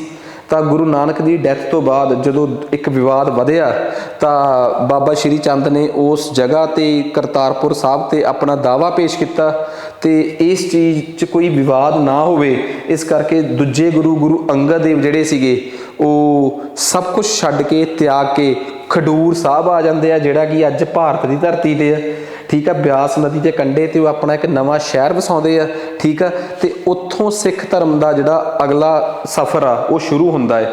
ਤੇ ਜੇ ਅਸੀਂ ਗੱਲ ਕਰੀਏ ਕਰਤਾਰਪੁਰ ਸਾਹਿਬ ਦੀ ਤੇ ਉਹਦੇ ਨੇੜੇ ਤੇੜੇ ਦੇ ਪਿੰਡ ਜਿਹੜੇ ਆ, ਠੀਕ ਆ, ਉਹ ਪੂਰੇ ਤਰੀਕੇ ਨਾਲ ਬਾਬਾ ਸ਼੍ਰੀ ਚੰਦ ਦੇ ਉਦਾਸੀ ਸੈਕਟ ਦੇ ਉਦਾਸੀ ਪੰਥ ਦੇ ਪ੍ਰਭਾਵ 'ਚ ਆਉਂਦੇ ਆ, ਠੀਕ ਆ। ਜਦੋਂ ਤੁਸੀਂ ਕਰਤਾਰਪੁਰ ਦੇ ਬਾਰਡਰ ਤੇ ਜਾਂਦੇ ਹੋ ਤਾਂ ਜਿਹੜਾ ਲਾਸਟ ਪਿੰਡ ਪੰਜਾਬ ਵਾਲੀ ਸਾਈਡ ਤੇ ਆ ਉੱਥੇ ਵੀ ਤੁਹਾਨੂੰ ਉਦਾਸੀਆਂ ਦੇ ਬੜੇ ਗੁਰਦੁਆਰੇ ਮਿਲਣਗੇ, ਕਿਉਂਕਿ ਗੁਰੂ ਨਾਨਕ ਦੇਵ ਜੀ ਬੇਦੀ ਖਾਨਦਾਨ ਤੋਂ ਸੰਬੰਧ ਰੱਖਦੇ ਸੀ ਤਾਂ ਉੱਥੇ ਤੁਹਾਨੂੰ ਕਈ ਬੇਦੀਆਂ ਦੇ ਗੁਰਦੁਆਰੇ ਮਿਲਣਗੇ। ਸੇਮ ਤੁਸੀਂ ਪਾਕਿਸਤਾਨ ਵਾਲੇ ਪਾਸੇ ਮੱਥਾ ਟੇਕਣ ਜਾਓਗੇ ਕਰਤਾਰਪੁਰ ਸਾਹਿਬ, ਉਹਦੇ ਨੇੜੇ ਤੇੜੇ ਜਿਹੜੇ ਪਿੰਡ ਆ ਉੱਥੇ ਵੀ ਤੁਹਾਨੂੰ ਬੇਦੀ ਭਾਈਚਾਰੇ ਦੇ ਕਈ ਗੁਰਦੁਆਰੇ ਜਾਂ ਕਈ ਘਰ ਮਿਲਣਗੇ ਜਿਹੜੇ ਗੁਰੂ ਨਾਨਕ ਦੇਵ ਦੇ ਸਕਸੈਸਰ ਹੋਣ ਦਾ ਦਾਅਵਾ ਵੀ ਕਰਦੇ ਆ। ਤੇ ਉੱਥੇ ਲੋਕ ਉਹਨਾਂ ਤੋਂ ਪਾਠ ਪੂਜਾ ਲਈ ਜਾਂ ਲੋਕ ਉਹਨਾਂ ਨੂੰ ਮੰਨਣ ਵਾਸਤੇ ਜਿਹੜੇ ਲੋਕਾਂ ਦਾ ਯਕੀਨ ਹੈ ਇਸ ਗੱਲ 'ਚ ਉਹ ਜਾਂਦੇ ਵੀ ਆ ਉੱਥੇ, ਠੀਕ ਆ। ਸੋ ਇਹ ਗੱਲ ਸਾਨੂੰ ਚੰਗੀ ਤਰ੍ਹਾਂ ਸਮਝ ਆ ਗਈ, ਠੀਕ ਆ। ਤਾਂ ਗੁਰੂ ਨਾਨਕ ਦੇਵ ਜੀ ਦੀ 23 ਸਤੰਬਰ 1539 ਨੂੰ ਗੁਰੂ ਨਾਨਕ ਨੇ ਆਖਰੀ ਸਾਹ ਲਿਆ, ਠੀਕ ਆ। ਤਾਂ ਉਸ ਤੋਂ ਬਾਅਦ ਗੁਰੂ ਨਾਨਕ ਦੇਵ ਸੀਗੇ ਜਿਹੜੇ ਉਹਨਾਂ ਨੂੰ ਹਿੰਦੂ ਜਿਹੜੇ ਸੀ ਉਹ ਨਾਨਕ ਦੇ ਨਾਮ ਨਾਲ, ਗੁਰੂ ਨਾਨਕ ਦੇ ਨਾਮ ਨਾਲ, ਤੇ ਮੁਸਲਿਮ ਜਿਹੜੇ ਸੀ ਉਹ ਨਾਨਕ ਫਕੀਰ ਦੇ ਨਾਮ ਨਾਲ, ਮਤਲਬ ਕਿ ਉਹਨਾਂ ਨੂੰ ਯਾਦ ਰੱਖਿਆ, ਠੀਕ ਆ। ਤੇ ਆਪੋ ਆਪਣੇ ਹਿਸਾਬ ਨਾਲ ਗੁਰੂ ਨਾਨਕ ਦੇਵ ਜੀ ਦੇ ਜਿਹੜੀਆਂ ਅਖੀਰਲੀਆਂ ਰਸਮਾਂ ਸੀਗੀਆਂ ਗੁਰੂ ਨਾਨਕ ਦੇਵ ਦੀ ਡੈਥ ਤੋਂ ਬਾਅਦ, ਉਹਨਾਂ ਦੇ ਕੱਪੜੇ ਜਾਂ ਉਹਨਾਂ ਦੀ ਚਾਦਰ ਦੇ ਨਾਲ ਸਾਰਿਆਂ ਨੇ ਆਪੋ ਆਪਣੀਆਂ ਰਸਮਾਂ ਜਿਹੜੀਆਂ ਸੀਗੀਆਂ ਉਹ ਪੂਰੀਆਂ ਕੀਤੀਆਂ।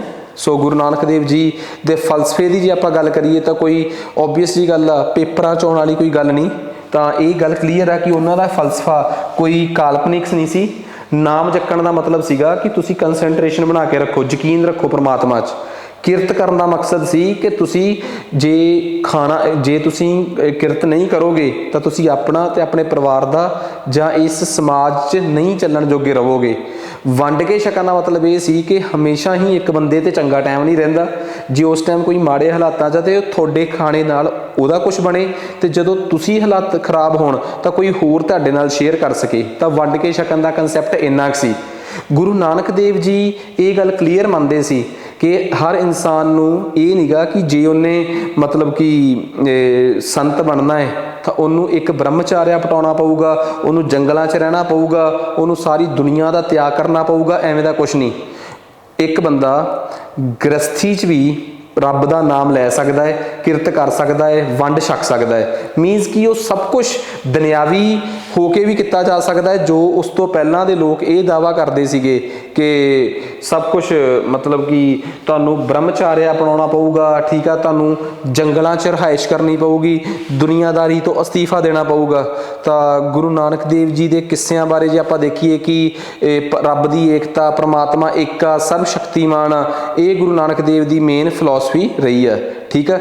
जे असी गुरु नानक देव जी की फैमिली की गल करिए जां कंपाइल करके इहनूं पढ़ीए तो मेहता कालू ते माता तृप्ता, माता पिता का नाम 13 अप्रैल 1469 नूं उन्हां दा जन्म राय भोई की तलवंडी, ठीक है। भैन नानकी, वाइफ सुलखणी।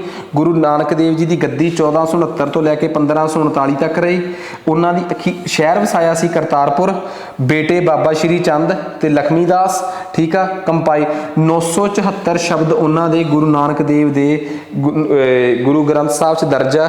19 रागां च जपजी साहब, सिद्ध गोष्ठी, सोहेला, दक्षिणी ओंकार, आसा दी वार, पट्टी, 12 माह, ठीक है, वार माझा, ये सारियां वारां जिहड़ियां ने ये गुरु नानक देव नाल संबंधित ने, ठीक है। सो गुरु नानक देव जी का ज्योति जोत समाउणा 22 सितंबर 1539 नूं करतारपुर की धरती ते अपने अगले वारस के तौर पर ये गुरु अंगद देव नूं मतलब कि गद्दी ते बिठा के गए। ये सी साडा गुरु नानक देव नाल संबंधित चैप्टर। इस तरीके नाल पंजाब की जिहड़ी सीरीज़ आ उहनूं असीं बायलैंगुअल करन जा रहे हैं तां जो किसी नूं भी कोई दिक्कत ना आवे, ठीक है। गुरुआं दे लैक्चर तो लैके एंड तक पढ़ाउण दा मकसद सिर्फ इन्ना का कि कोई ये ना होवे किसी नूं इस गल दी फीलिंग ना आवे कि यार पता नहीं असीं सानूं क्यों पंजाब जिहड़ा है वो सानूं चंगी तरह नहीं आ रहा। जिहड़े बच्चे पंजाब नूं एज ए सबजैक्ट नहीं पढ़े हजे, ठीक है, चंगी तरह उन्हां नूं हर एक चीज़ जिहड़ी आ बरीकी नाल कराई जाऊगी तां जो कुछ रह ना जावे, ठीक है। ये जिहड़ी चीज़ आ हिस्टरी दा लैक्चरार दा पेपर, मास्टर कैडर SST का पेपर, पंजाब पुलिस के आने वाले सब इंस्पैक्टर तो लैके हैड कांस्टेबल तो लैके कांस्टेबल तक के पेपर, PPSC के पेपर, ठीक है, PSSB के पेपर, ठीक है। सो असी सारा कुछ जिहड़ा है सारे पेपरां वास्ते जो भी असी तैयार कर रहे हैं, ठीक है। तुसी मास्टर क्लासिस पटियाला के YouTube चैनल ते जाके होम वीडियोज़ ते प्लेलिस्ट च जाके तुसी उपर जे जाके चैक करियो, एक PPSC पंजाब पुलिस नाम की प्लेलिस्ट है जिहदे च तुहानूं हर सबजैक्ट के डैमो लैक्चरस मिल जाणगे ते हर लैक्चर जिहड़ा है वो बायलैंगुअल आ। असी सब बहुत वड्डे लैवल ते कोशिश कर रहे हैं कि सारियां बुक्स जिहड़ियां ने बायलैंगुअल।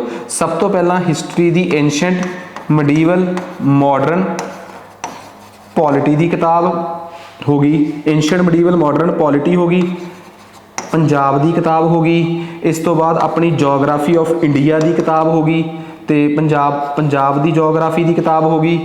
ये सारियां बुक्स जिहड़ियां ने ये असी बायलैंगुअल, मैथ्स ते रीजनिंग ये बायलैंगुअल हो गई। ये सारियां बुक्स नूं असी बायलैंगुअल कर रहे हैं, ठीक है, पहले स्टेज ते।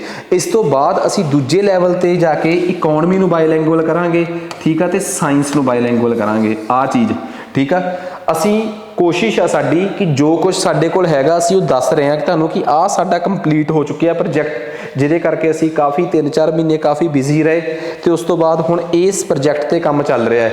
सारे MCQs सारा कुछ जिहड़े साडे नवे कोर्सिज ने वो सारे बायलैंगुअल स्क्रीन ते भी होणगे ते कंटेंट भी उहदा बायलैंगुअल आ।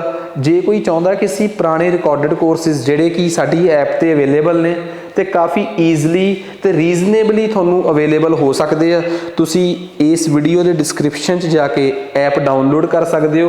तो तुसी ऐप ते जाके तुसी कोर्सिज नूं देखो, हर एक वीडियो जिहड़ी आ एज ए डैमो तुहाडे कोल 2 मिनट जरूर चलूगी।